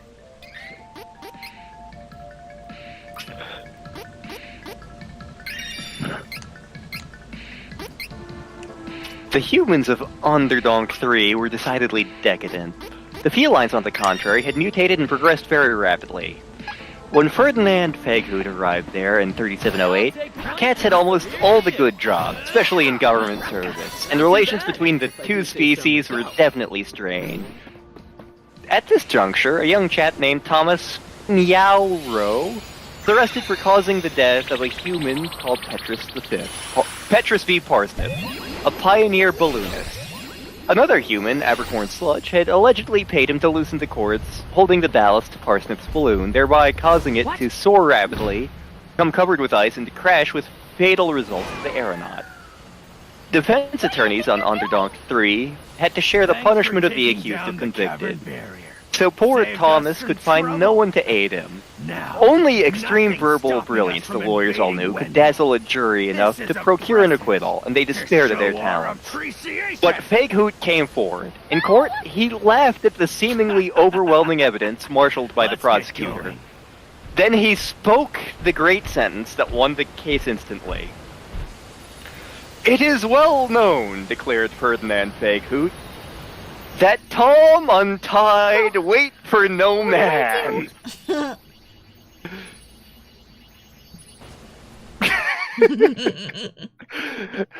Dork is going to fly to Oklahoma and burn my house down.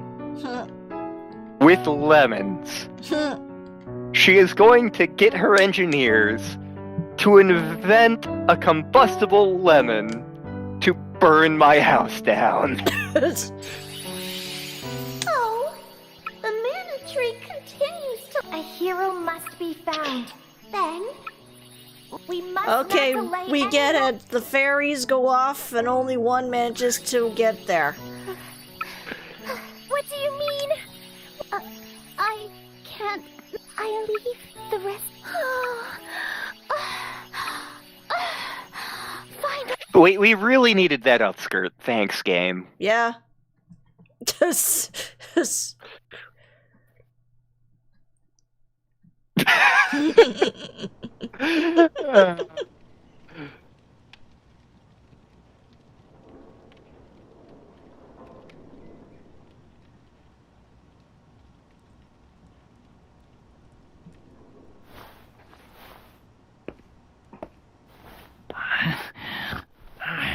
Wait.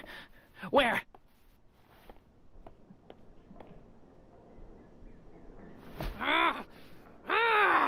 Let me out! Shut it. No one's coming anyway. Who? Tell me. Where is this? We're in bad lantern joke jail. This here is the stronghold of Jad. Well, the prisons anyway. I saw the Beastmen bring you in here unconscious. Those fiends are the worst. Usually they'd be no match for me. So Dork, Surratt's my asking guard for down. another one. In my sleep. Same with you, right?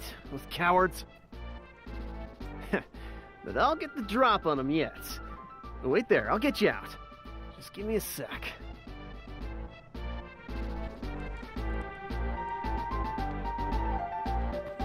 Quit your yakking. Keep quiet. You! Oh, woo! Oh, knew I smelled something foul. Whew. Guess I should have known it was you. Why, you? Get back! I'll shut that mouth myself.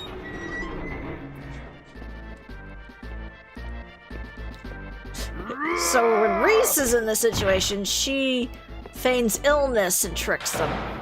In Duran's case, he insults him enough to trick him into being in there.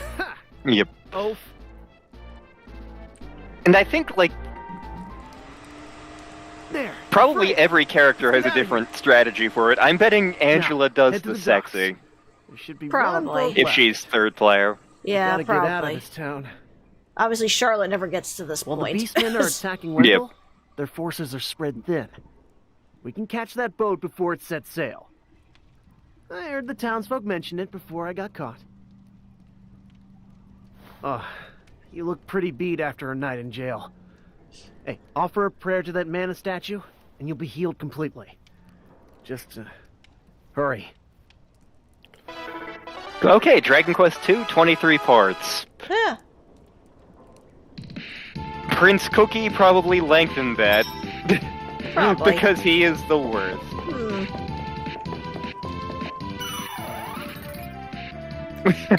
Dork said, yep, she does in fact do the sexy to get the kid out of jail.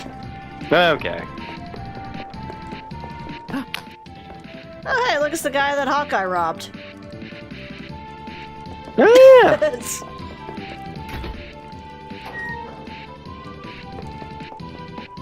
Now we're gonna rob him again. We are taking all your meaningful possessions.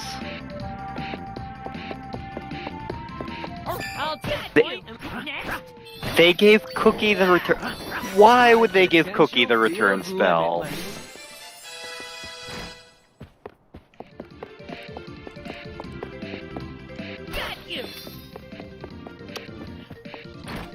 I know, whoever wants to return Gotta get cookies? this nuisance out of the way. I know, right? We're getting too good for these guys. In 3229, when Ferdinand Faghood arose to deliver his famous report to the Society for the Aesthetic Rearrangement of History, his reception was hostile. Faghood, cried Dr. Corridon Brahmaputra, the president. Until next time. Is it not the purpose of our society to make all history classically perfect, as though Gibbon himself had composed it? To change every event that is crude, inartistic? When we sent you back to the early 1960s, did we not ask you to avert the untidy Sino-Indian War? He gave Faghood no chance to reply. We did, and every day a learned commission examined the text to see if they changed. Vast sums were wagered on your success. Duels were actually fought, and what did you accomplish? At the peak of the crisis, you arranged for ex-Premier Castro of Cuba to visit Prime Minister Nehru. You even mismanaged that, so that Castro wandered all over India sightseeing, while his host waited for him in vain, getting more and more angry. Imperturbably, Faghood nodded. Wretch, screeched the doctor. You have betrayed our ideals. Was that in the classical spirit of Gibbon? Of course it was, answered Ferdinand Faghood. Now I can tell you how, as the fate of the world hung in the balance, Fidel roamed while Nehru burned.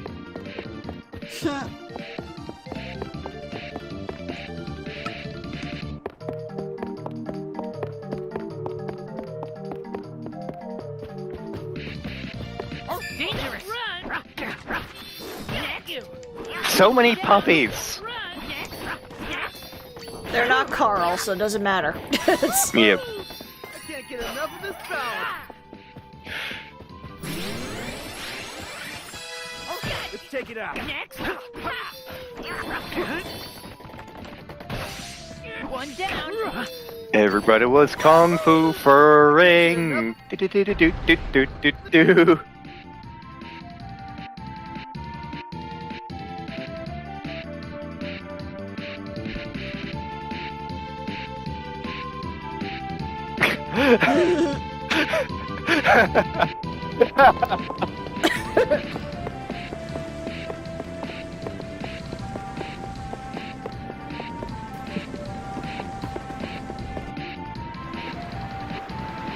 Get aboard, quick!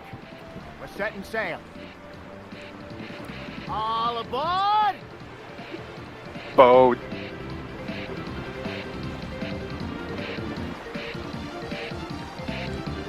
And for once, Duran did not get left behind.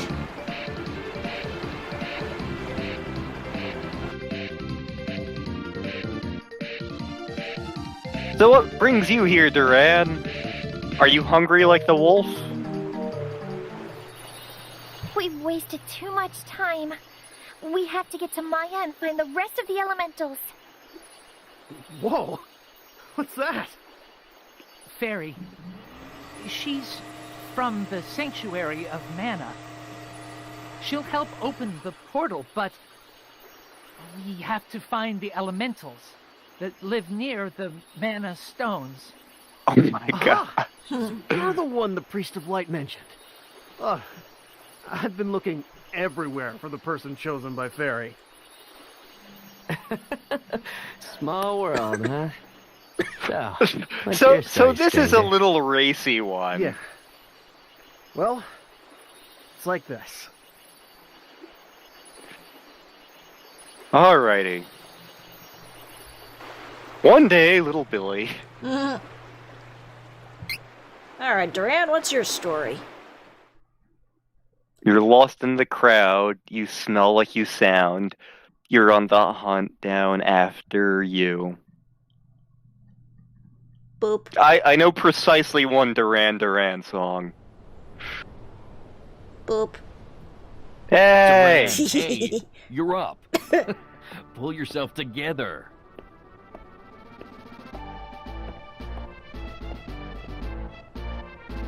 Commence the final match for the Sword Mastery Tournament Youth Division. Combatants, forward! Wait, wasn't this a plot point in Chrono Cross? Probably. Give it a try. I dare you. Like Begin! Like Glenn, Karsh, and Glenn's brother were all in the Kingdom Sword Tournament Youth Division. I forfeit! I forfeit! This game is secretly just Chrono Cross. It's many Square games in one. We have our new champion, Duran! I mean, hell, he kind of looks like Chrono. You've come far in your training, lad. Duran, soldier from Volsena, Kingdom of the Plains. His father Loki, the Golden Knight and friend to the Hero King Richard, went missing when the young soldier was but a child. Which we already know he sacrificed himself to deal with His the Dragon mother Lord. succumbed to sickness and grief, leaving him and his younger sister Wendy to their aunt Stella. Stella! Like his father before I was him, thinking it. the boy could not deny the pull of the blade. Okay, I remember for one of my AP English classes, because I took more than one, Came to be in service to the king himself. we had to read Streetcar Named Desire for a summer assignment. And like I remember a bunch of us got together and read it as a group, and like we were each assigned parts, and like one of my friends from high school was reading the part of like Random Flower Seller number 2, who speaks in Spanish. That shift is on its way. Probably. The problem is this girl couldn't speak Spanish. Probably. So she's trying. The line was Flores por los muertos. So she tries to read it. Flores por los muertos. So I'm like, no. Flores por los muertos. Flores por los muertos. That's how you say it. Flores por los muertos. You know what? Screw it. Close enough. Let's move on. Fearsome beast known as the Ironically, I Dragon think Lord like her is the degree ended up strongest of being its in like Spanish/social work. So she eventually learned the language. His Highness and I won't lose. Now, take care of your mother and sister while I'm gone. Understood, son? I will. Bye-bye. I didn't realize that hairstyles were a heritable trait.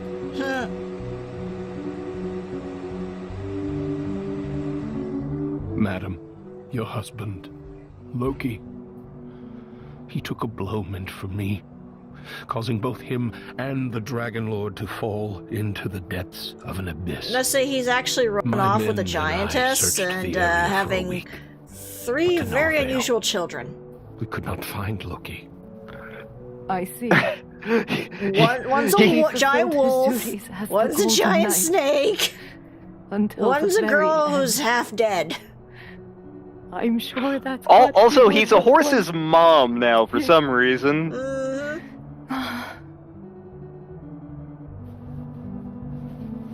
Simone, my lady. Man, that dying of grief thing really jumped forward.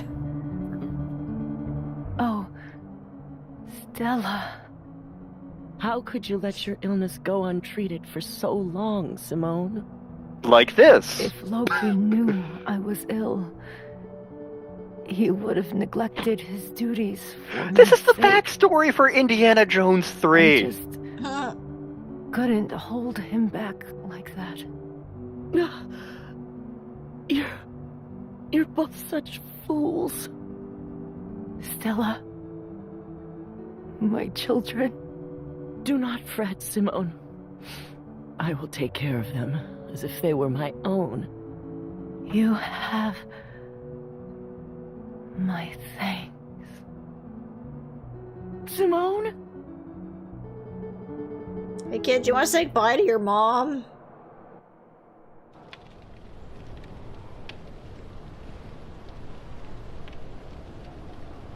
I'm glad that most traumatic moment in your life is making you very sleepy. Shouldn't be sleeping on the job.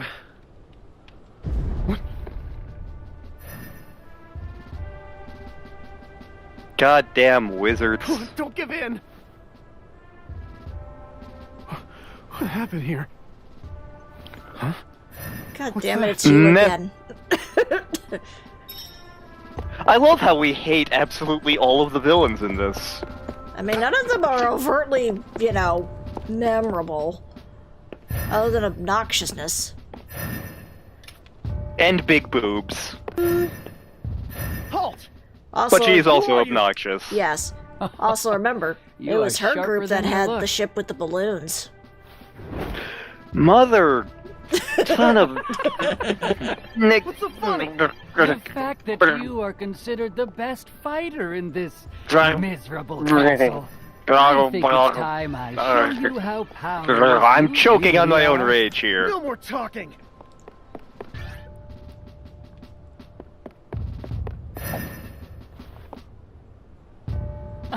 Also, I think this is the first time we've run across a Old fight where fool we would couldn't entrust win the it. security of the castle to a child. That Oh, senile old apologies. fool. You work for the king, do you not? What? Don't you dare insult His Majesty!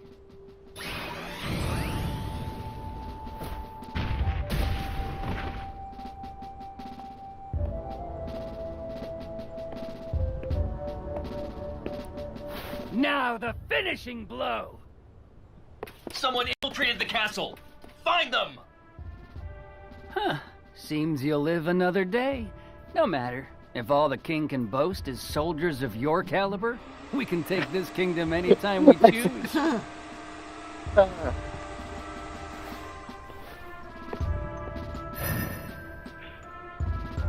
A scientist named Walter invented a shrinking ray. He tried it on himself and it worked. Unfortunately, he couldn't reverse the process and was stuck being the size of a normal man's thumb. He had a loyal lab assistant who worked with him, though, so his diminutive size didn't affect Last night, Walter's an work too unknown much. wizard managed to penetrate our defenses. The soldiers on duty were no match for him.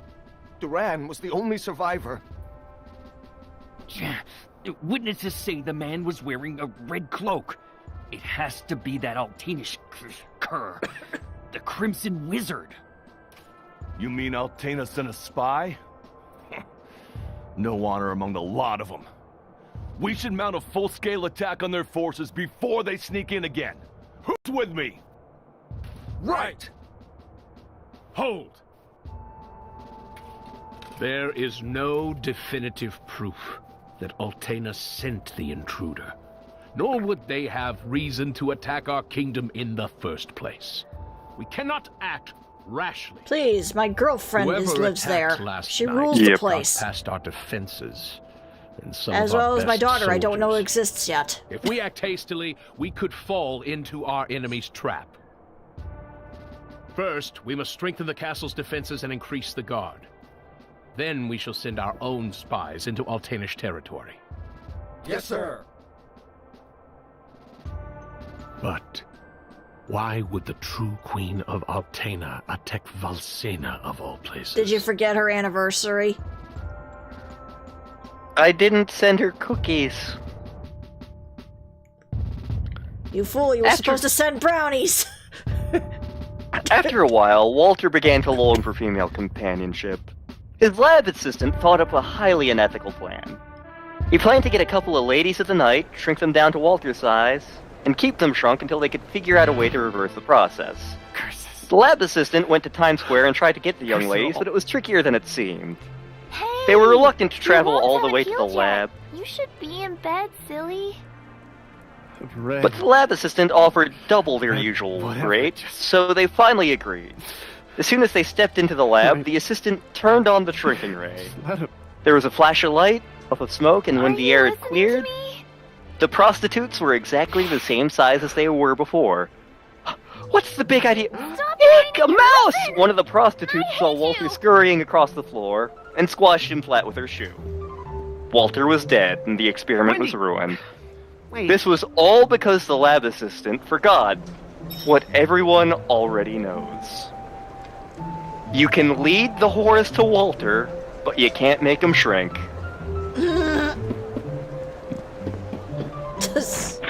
Whining, huh? A walk around town might clear my head some.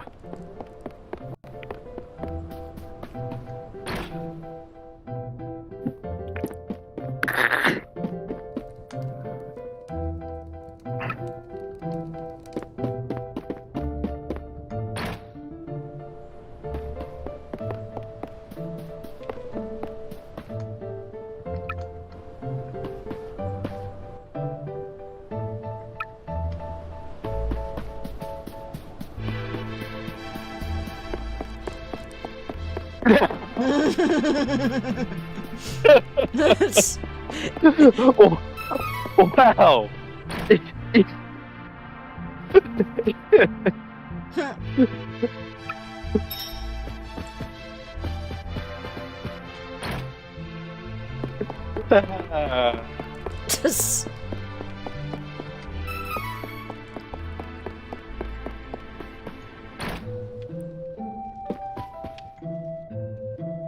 Welcome, young man.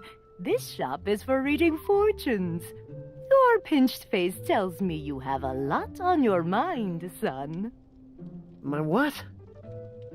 People's lives are 99% destiny, but the rest of your future is always shaped by your will. It is up to you to decide. We call that final 1% hope. Come now. Anyone can see you bear a great burden. It's the hair. Let this old bird set you on the right path. The right path reminds me of a very minor character from Shenmue. Why would I trust my fate to something like that? All I believe in Random overdramatic Promises Yakuza what you guy. have to The best character in that game. Manners, you oaf. No need for rudeness. Kid, To become more remember to powerful, never you must stray head from to the Holy honest City path. Wendell. Yes, sir. The Priest of Light can teach you how to switch your I class. talked to that guy like 50 times throughout the game, waiting for his class? line to change. It never did. Son, you listen and you listen good. Even a clueless fighter like yourself can eventually change to a better class. Now get out of my shop. Armamentalist for 100.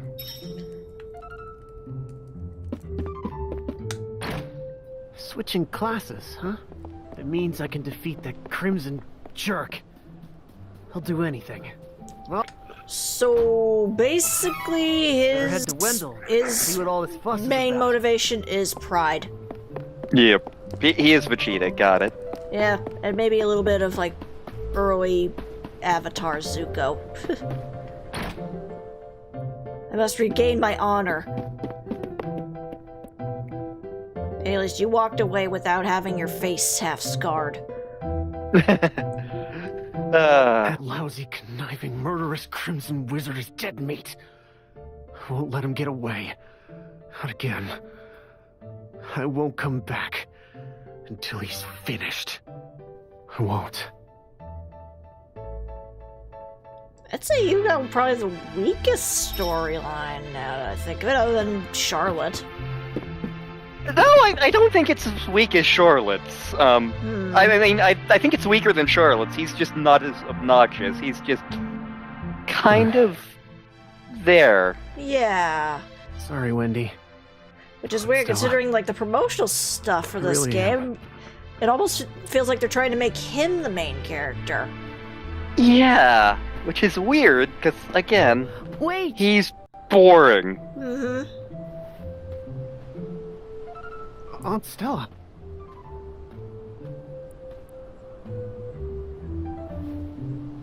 Here. I know you already have a bronze sword, but take this instead. Is this? This is the sword your father used when he was a young man. Back in the day, he even won the tournament with it, against the young king himself. Oh. Now be off. I'll explain the situation to Wendy, don't worry. Be sure to stop by the castle to see the king before you leave. He's waiting to hear from you. How does he know? Don't be silly. He knew your father. Of course, the son of Loki would want to travel the world. I, too, knew this day would come. I've raised you as if you were my own son, after all. Thanks, Aunt Stella. I'll be back. I promise.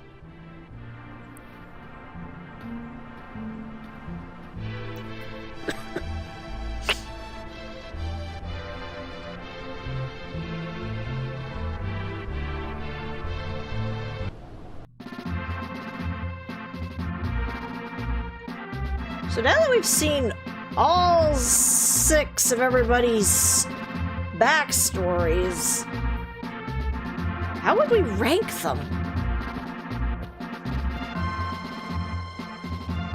I'm gonna be honest. I see you're planning a journey. None of them are exactly prize winners in terms of writing. Was my weakness that allowed the enemy to escape so easily? Like this... I wish to atone for my mistake. This is...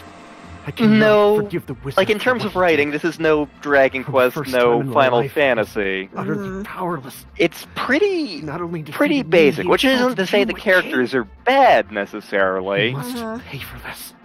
I do not plan to return home until he has answered for these crimes. I would definitely put Duran near the bottom in terms of story. Yeah, same. Acknowledged.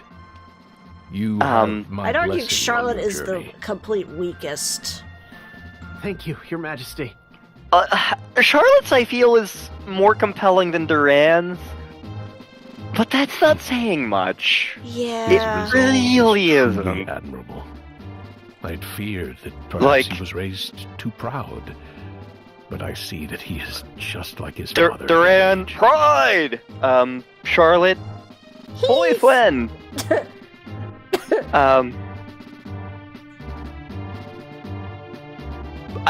I'd say Hawkeye's maybe the most compelling. Just because it has multiple elements to it. Girlfriend, clear name. Revenge. Revenge, yeah. And then maybe Angela's, because she's trying to figure out what's wrong with her mother. trying to stop her kingdom from being jerks. Not to mention the fact that she goes from not being able to do any magic to suddenly now she can do magic. Yeah. And let's face it, she is probably one of the more competent party members.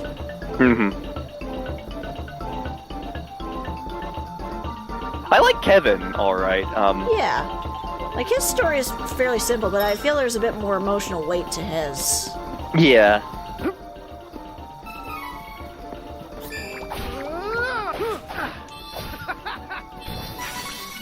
And Reese, I think, has a mixture of decent stuff, because it's like, you know, she's a mixture of revenge and trying to save her brother. Yep. And trying to, you know, save her kingdom from being completely taken over. Yep. By jerks.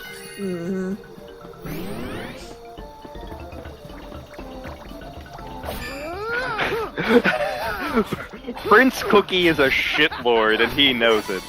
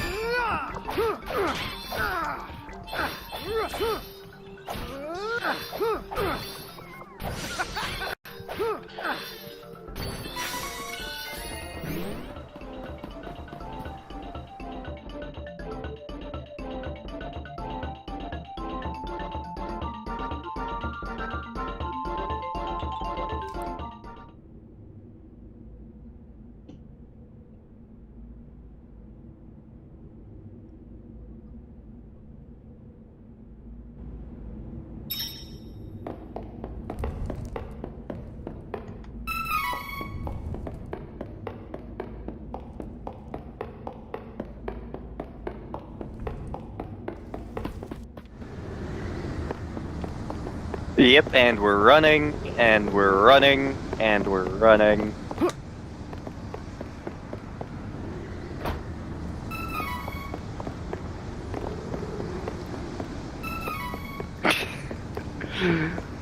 By the final years of the 21st century, a retro fascination with the mid-20th century pop culture icons had catapulted the one-time game show host, newsman, and all-around general-purpose celebrity Hugh Downs into international, if decidedly posthumous, superstardom. Hardly any teenagers in America, to say nothing of Europe, the Middle East, and developing countries in Africa, were without their own personal copies of the disc containing a triumph of the artificial intelligence practitioner's art.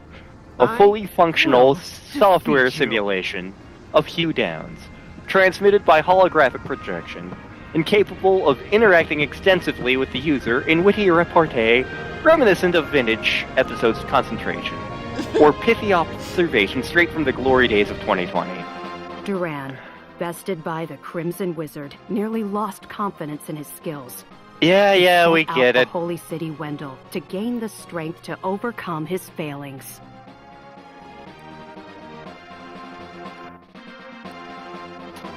I know I used to know what Princess Pudding's final spell is, but I don't remember it off the top of my head.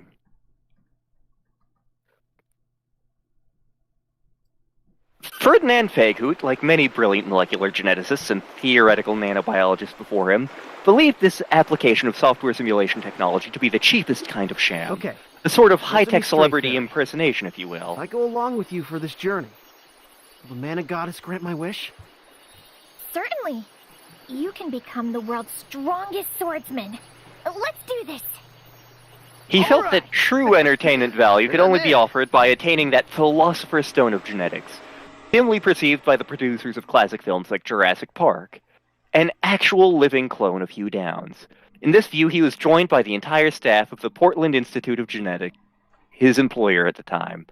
The PIG was committed to the project of cloning Mr. Downs. They placed Ferdinand in charge of the project and entrusted him with the vital, if minuscule, amount of actual Hugh Downs DNA.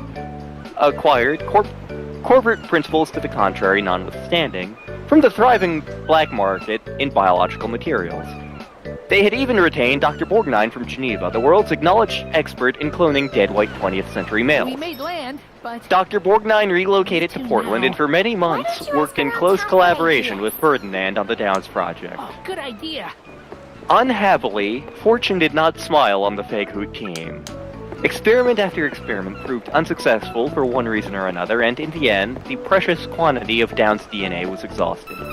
And Ferdinand was forced to report to his department head the dismal news that PIG would be unable to supplant the cheap software simulations of Hugh Downs with the genuine article. "This is terrible," cried the department head. Upon hearing Ferdinand's final report, "You mean, even with the assistance of Dr. Borgnine, the cloning experiments have failed and society will have to continue using software tricks to experience the Downs persona?" "I'm afraid so," replied Ferdinand. A look of shocked realization slowly spread across the department's head face. With my new deluxe super... "Then that means..." "Yes," Ferdinand nodded sadly. "Assistance is futile. Q will be resimulated." Just... Surratt should be groaning at that one. If no one else gets that joke, Surratt will.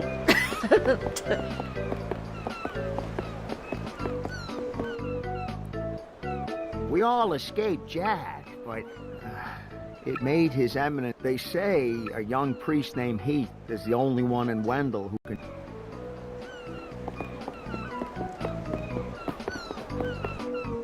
Heath, isn't he that guy we're supposed to look for that elf we don't care about? Pretty much.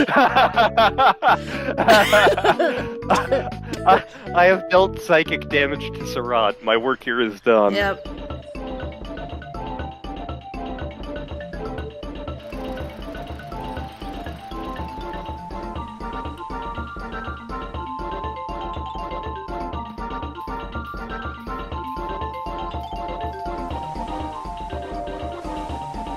I wouldn't go back to Volsena until I defeated that Crimson Wizard. Now I gotta go back without even changing my class. Quit whining. You aren't even ready to change your class yet. No, you're not even close. Like, what are you leveled at the moment?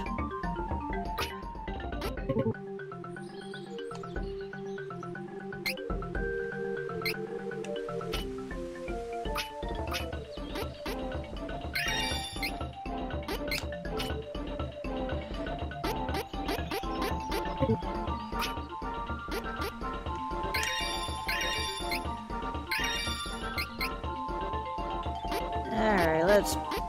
Okay, you get a shield. That's nice to know.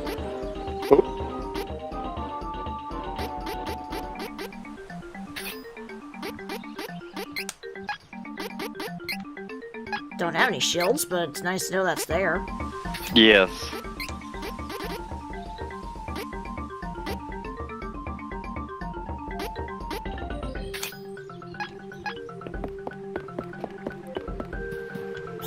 Menace! Defeated quicker than you!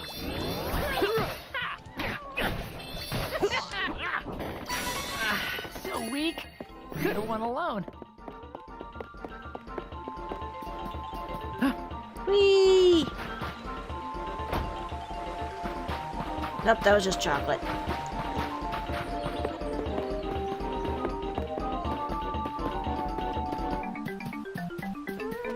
Get out of my way before I break you! One down. The first expedition to Alpha Centauri had finally returned. The leader of the expedition, Captain Feghoot, was making his report to his superior.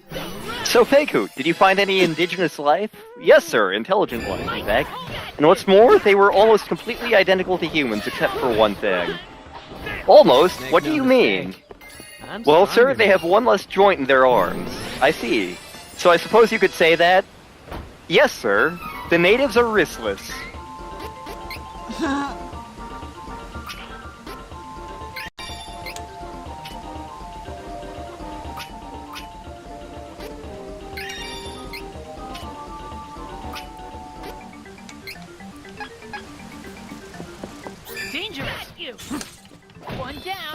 One down. We're getting too good for these guys. Didn't go nearly far enough.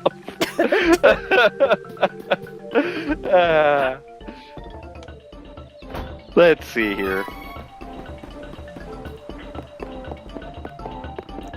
Well, this I gotta see.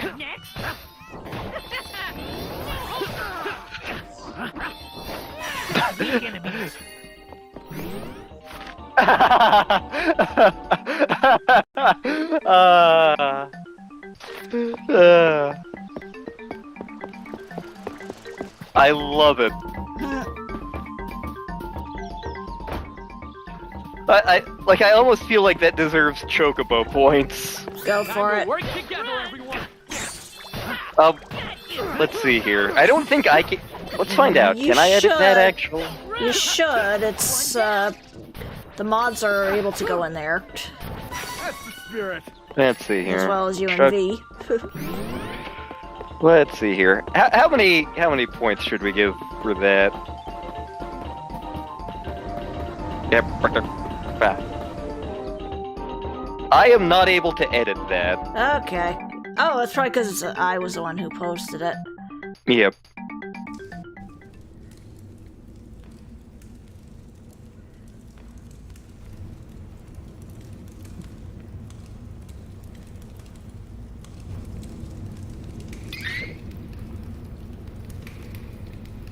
Alright, okay, where's my mouse? There's my mouse, okay.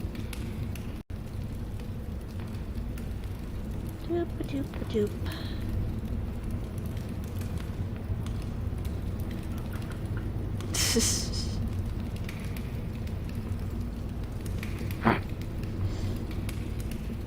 Okay, here we go. How about me doing a thing? Okay. Let's see here. Okay, let's see here. Cookie gets sacrificed at 28. Oh, she gets the chance spell. She gets chance time, which is awful. Okay.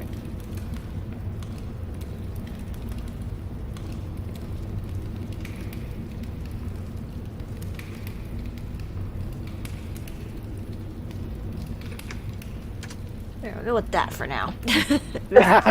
Just... Yeah.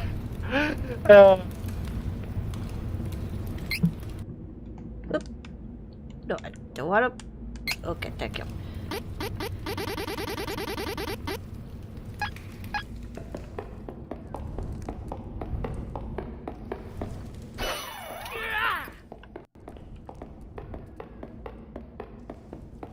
Alright, this is, I think, the part where we fight the mole. Third strongest mole. I mean, first I think we gotta run into the dwarves.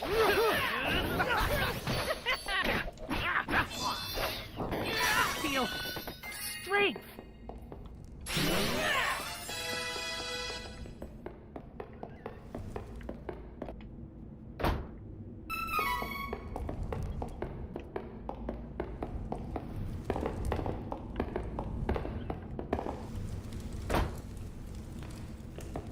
I'm finding a lot of discarded chocolate.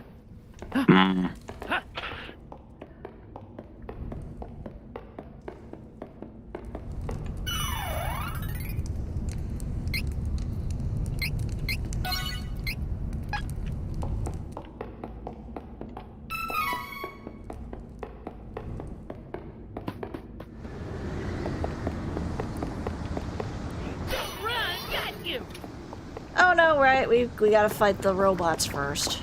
Watch out! Right, there's no tinfoil in this universe. Got it. Yep. One down. Yours.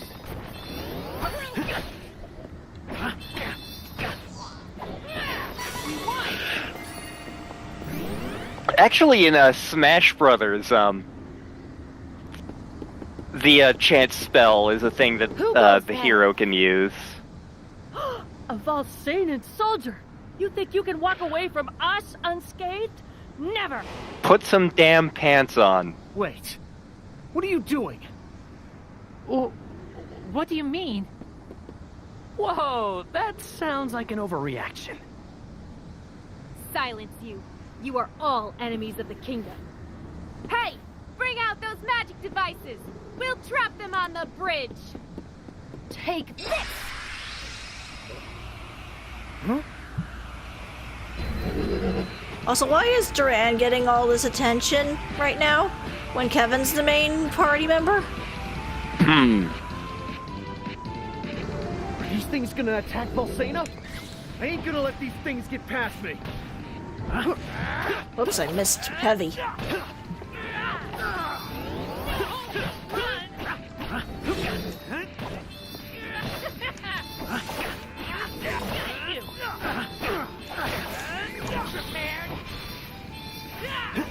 Whoops, I missed again. I'm too close. Hard to fight both. Better to fight one, not two. I don't know, I'm doing pretty good while they're taking care of the one. Got you.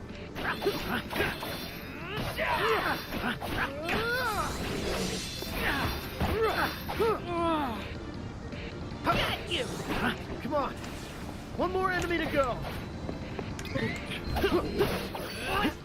Got you. It helps we got 3 beefcakes here. We are the steak elemental.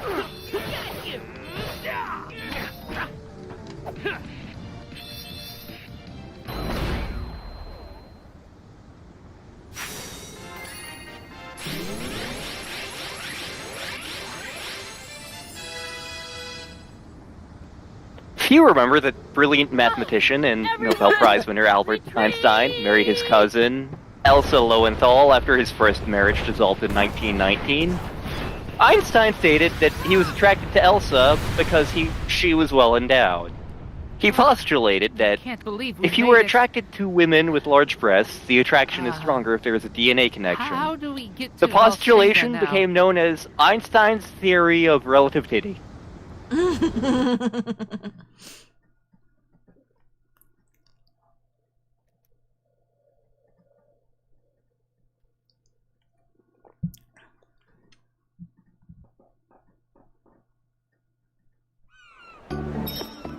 Gotta find another way to Volsena. Is there water? Port? I can swim. I love how that's his plan.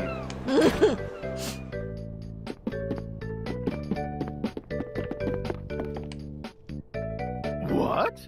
The bridge is... You renamed it? Oh, never mind that.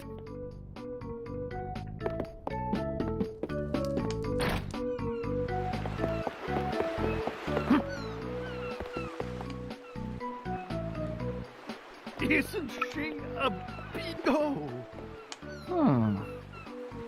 I got so caught up in making this that I've got too much work left. Yep, I know. I gotta go get you the gunpowder. Where do you think we can find fuel? We should ask people.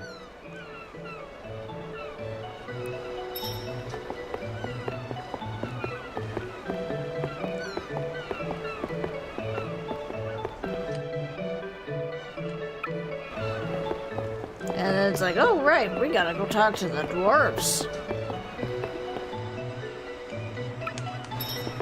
Look for dwarfs in Stone Split Gap.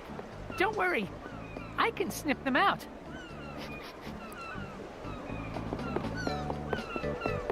They smell like dirt. This smells like damp dirt. Wouldn't that just be mud then? There's a distinction.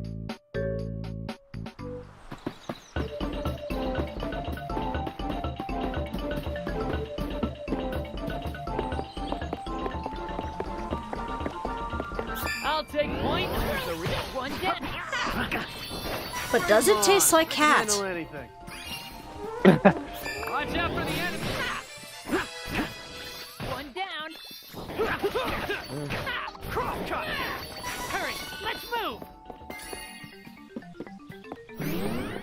Yeah, that's another question. Does it taste like the basement? Kind of.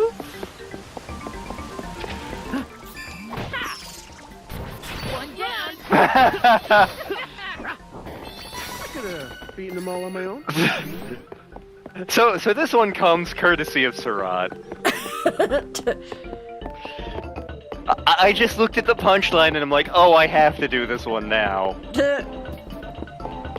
There once was a man looking for a job. He applied for a bus driver's job at the County Board of Education. Head of the school board granted him an interview. During the interview, the man was told there was only one bus driver job left, the one that drove the special education bus. The man said he would take the job, but the school official asked that he look at the bus first. They went outside down a row of yellow school buses, and at the end was a small van with Sesame Street characters painted all over it. The man was a little reluctant at first, but the official told him all the kids would be at the bus stop, and all he had to do was pick them up in the morning and take them home in the evening. The man needed the job so badly, so he took it. The first day on the job, he came to the bus stop, and there's a little girl standing there who was very fat. She gets on the bus, and the driver says, "Hi, what's your name?" The girl replies, "My name's Patty," and takes a seat. He comes to the next stop, and there's another little girl there who is fatter than the first. She gets on the bus, and the driver asks, "What's your name?" She says, "My name's Patty," and then takes a seat by the first girl. At the next stop, there's a little boy standing there. When he gets on the school bus, he says, "Hi, I'm Ross, and I'm special." At the next stop, there's another little boy standing there, and when asked his name, he says, "Hi, I'm Lester Cheatham." Lester takes the seat behind the driver, pulls off his shoes. He starts picking the loose skin on his bunions and throwing it at the driver. This being the last stop, the driver takes the group of special kids to school. Same scene happens every day for a week. On Friday, the driver goes into the superintendent's office and says, "I quit. I can't take it anymore." When asked why, the driver says, "Every day it's the same thing.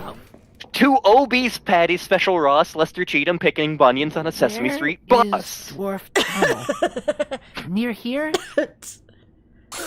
I finally get to work out.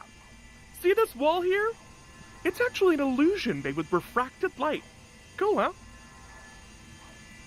You know... Illusionary wall? Are we playing Dungeon Hack? Because of all the crystals in the rock walls.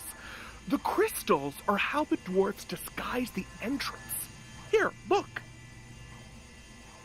This big rock looks normal, but I can shine my light to nullify the illusion. I know you want to see, right? A farmer walked into his local doctor's surgery to seek treatment for some rather nasty gashes around his leg. The doctor asked the man what had happened. "Well, Doc," he says, "Christmas is coming up, and a few months ago my wife and I selected a piglet for us to fatten up for Christmas dinner. And I've been giving that young fellow special rations to get him into proper shape. I was just about to give him his lunch day, and my wife poked her head out the door and said something. And I turned around to ask what she said, and that dang pig shoved his snout through the fence and bit me on the leg." The medic shook his head ruefully and commenced dressing the injuries, and duly wrote up the incident in his notes.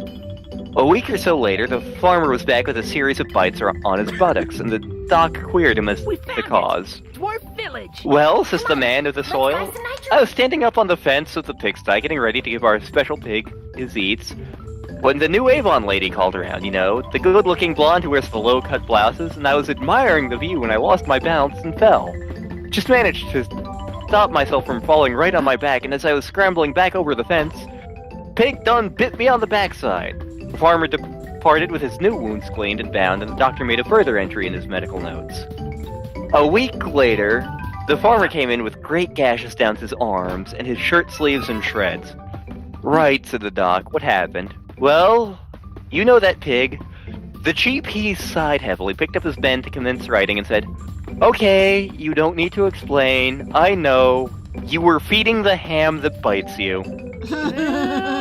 Watch the shopkeeper. Well, on that note...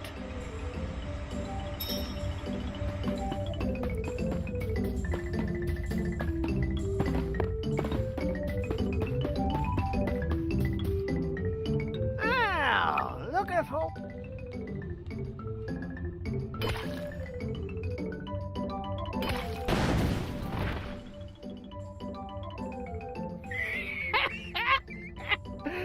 Hey!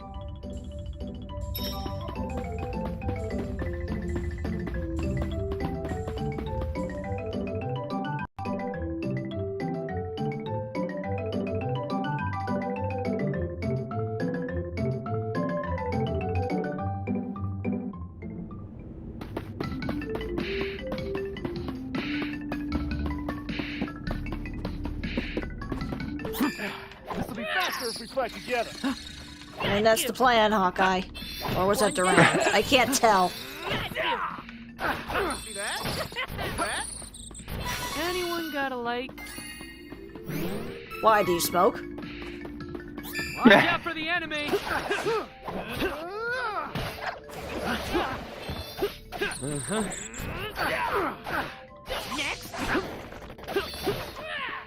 Make no mistake, I'm stronger now.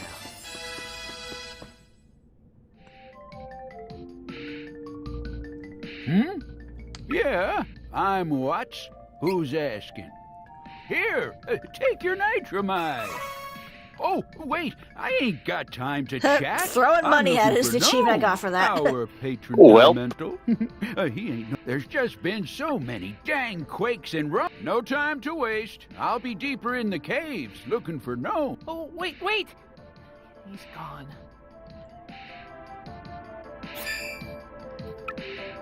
Oh, but we got a new ability for that. Okay. Got the nitramite! Because originally we did not have the money to do that. Food. Can travel to Boston. Hey everyone, I'm still a little worried that Gnome is missing. Oh right, you're still here. Let's catch up to Watts. Oh, yeah. We'll figure this out before we go to Valsena. Oh, this joke. I'm not telling that one. Oh my. All of us together! Got you! Run! Roundhouse kick.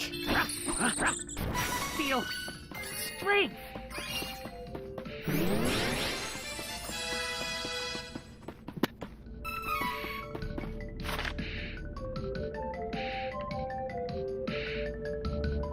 Up there. Okay.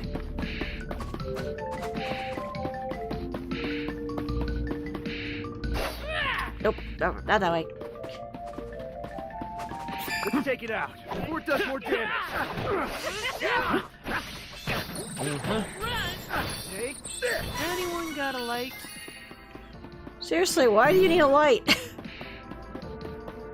Because, I got nothing. Yeah. The only thing I can think of is he's a smoker.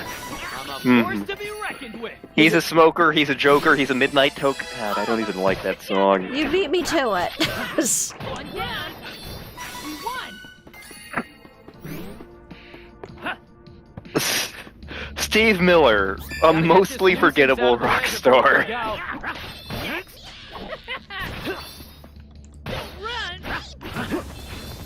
Oops. See beep beep.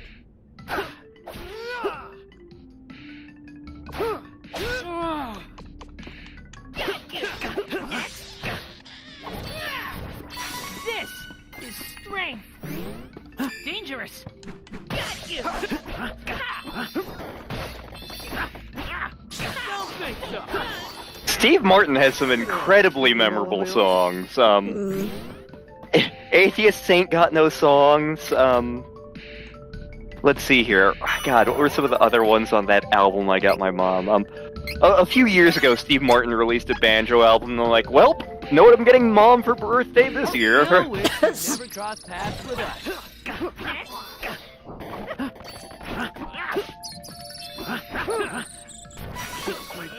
Paul McCartney was a guest singer on one of those songs.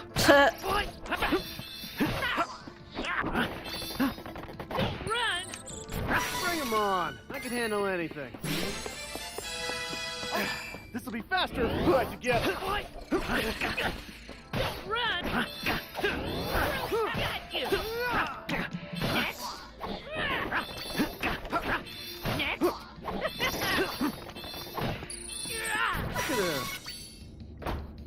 Beating them all on my own? You're not beating any of them on your own, you jerk.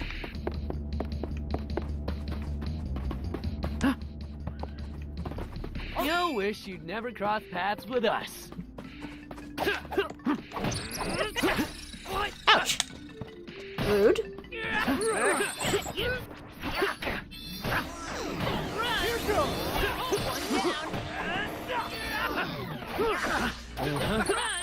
One down!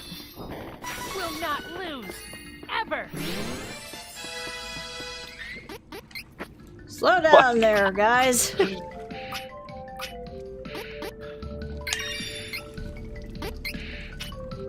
So there were these three guys in the French Horn Legion walking through the desert under a baking sun. They were fully equipped with enough water for days and food aplenty. On the shimmering horizon, mirages come and go and come again. They see visions of swimming pools attended by dusky maidens and stalls full of ice creams and sorbets of every conceivable flavor. But the Legionnaires do not crack. Instead, they keep marching solidly on. Suddenly, one of them freezes. He says. His companions halt and straight their eyes to where the first Legionnaire is pointing. "Et voilà," he says. "Regardez, mes amis. Isn't that a bacon tree on the horizon?" And sure enough, there it is. Proud and defiant in the middle of the desert, a true bacon tree. Slowly, they creep forward towards the far-off mystery object, inch by inch, centimeter by centimeter, until they are within a stone's throw of the bacon tree. Ever nearer, they creep until suddenly a shot rings out, dropping one of the Legionnaires in his track. The other Legionnaires hit the ground as bullets thud into the sand around them. The other two return fire and give first aid to their wounded companion. Even as they bandage him and pour water over his face, they can hear his faint voice. "That was no bacon tree," he gasps. "That was an ambush!" Yes. Guess we made it angry. Stay clear of its attack. This is going way faster.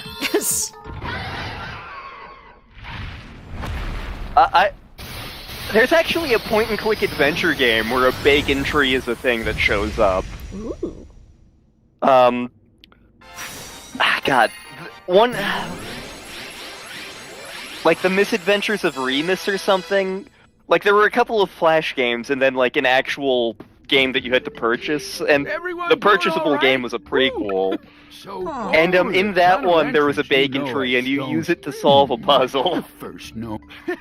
Well, Gnome! Well, of course I'm all right. Gnome still looks suggestive to me. Yeah. Lunch. Ooh, that ain't nothing. Gnome? Oh, if it ain't fair. With the power of the elementals, we can Well...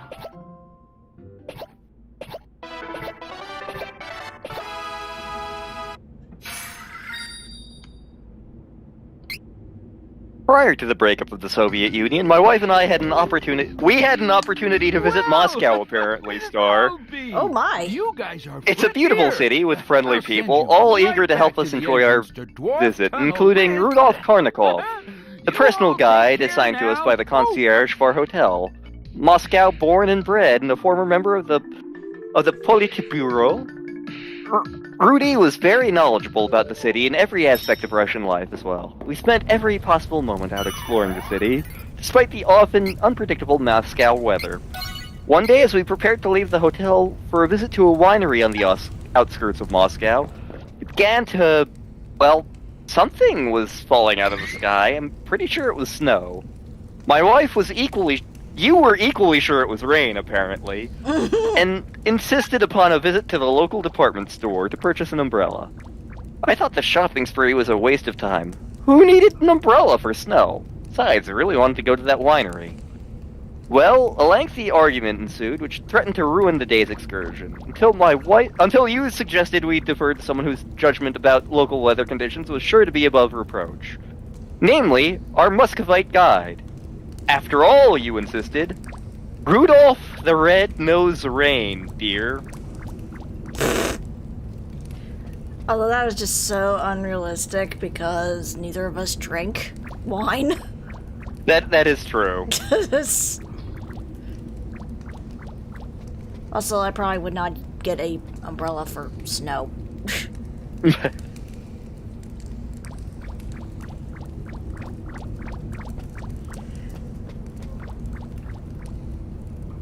But yeah, I'd say we've shown off a good chunk of the boys here. And it's 11 here, so this probably is a good place to wrap up the stream for now.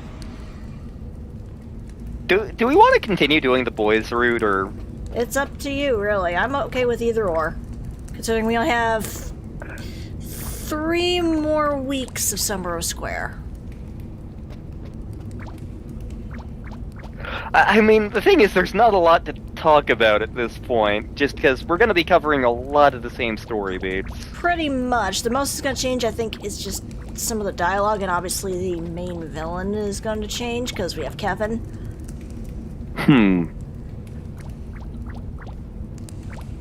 Huh. Huh. Yeah. Huh. And obviously the different classes. There is that, but,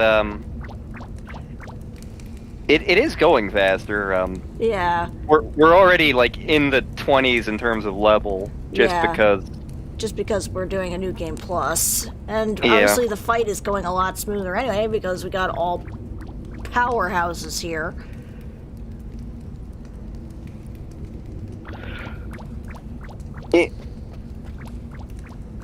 We'll think about it during the week. Yeah, we got time. Yeah. Of course, that means I'm probably going to forget about this until next Sunday, but...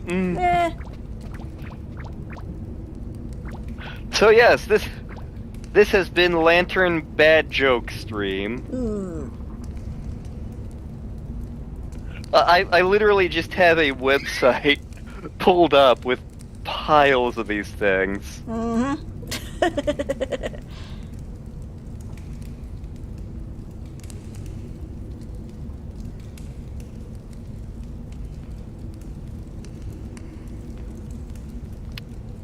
In the days when the British ruled much of the world and had many holdings in Africa, 2 hunters discussed each other's prowess at bagging wild game. Because neither would admit the other was the better hunter, they decided to make a wager. A gentleman's bet. The wager was not ostentatious, but merely a token involving victory. They decided that the first one to bag a lion and return to the village would receive 2 pints of bitter from the loser. The first hunter gathered up his beaters and his bearers and packed the usual load for an extended trip into the savannah to hunt the elusive king of the jungle. After 2 weeks had passed, the hunter returned with the skin of a male lion. The second hunter, deciding that it would be more prudent to make use of the more modern methods, hired a pilot to fly him about the country until they could fly a lion. Upon seeing one of the great beasts, the pilot dived down toward the animal while the hunter shot from the passenger seat. After the lion had been shot, they landed, skinned the lion, and returned to the village after having been gone only an hour. The other hunter was forced to admit the second hunter was the better at bagging a lion and bought him the two drinks. The moral of this story? The shortest distance between 2 pints is a strafed lion.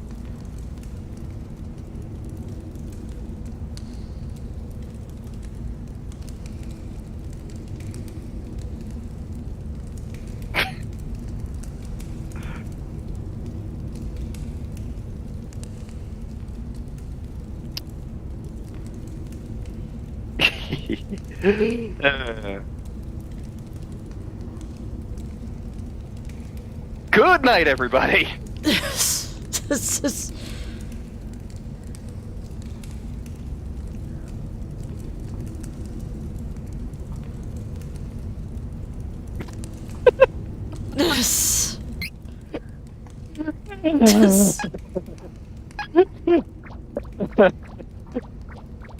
Boop.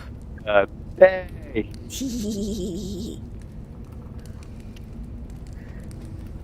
Boop.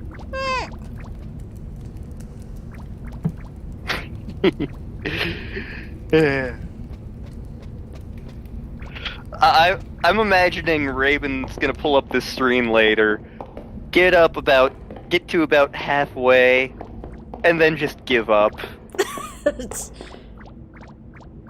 Now he's probably going to supply Dork with a flamethrower and plane tickets. You know, Dork, a new vegan place just opened near me. I haven't been to it yet, I just know it exists.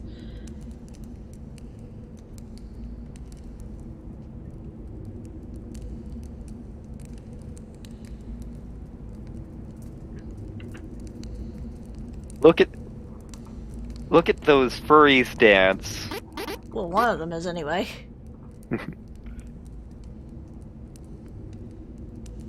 Do do do do. Do do do do. Do do do do. Do do do do. Do do do.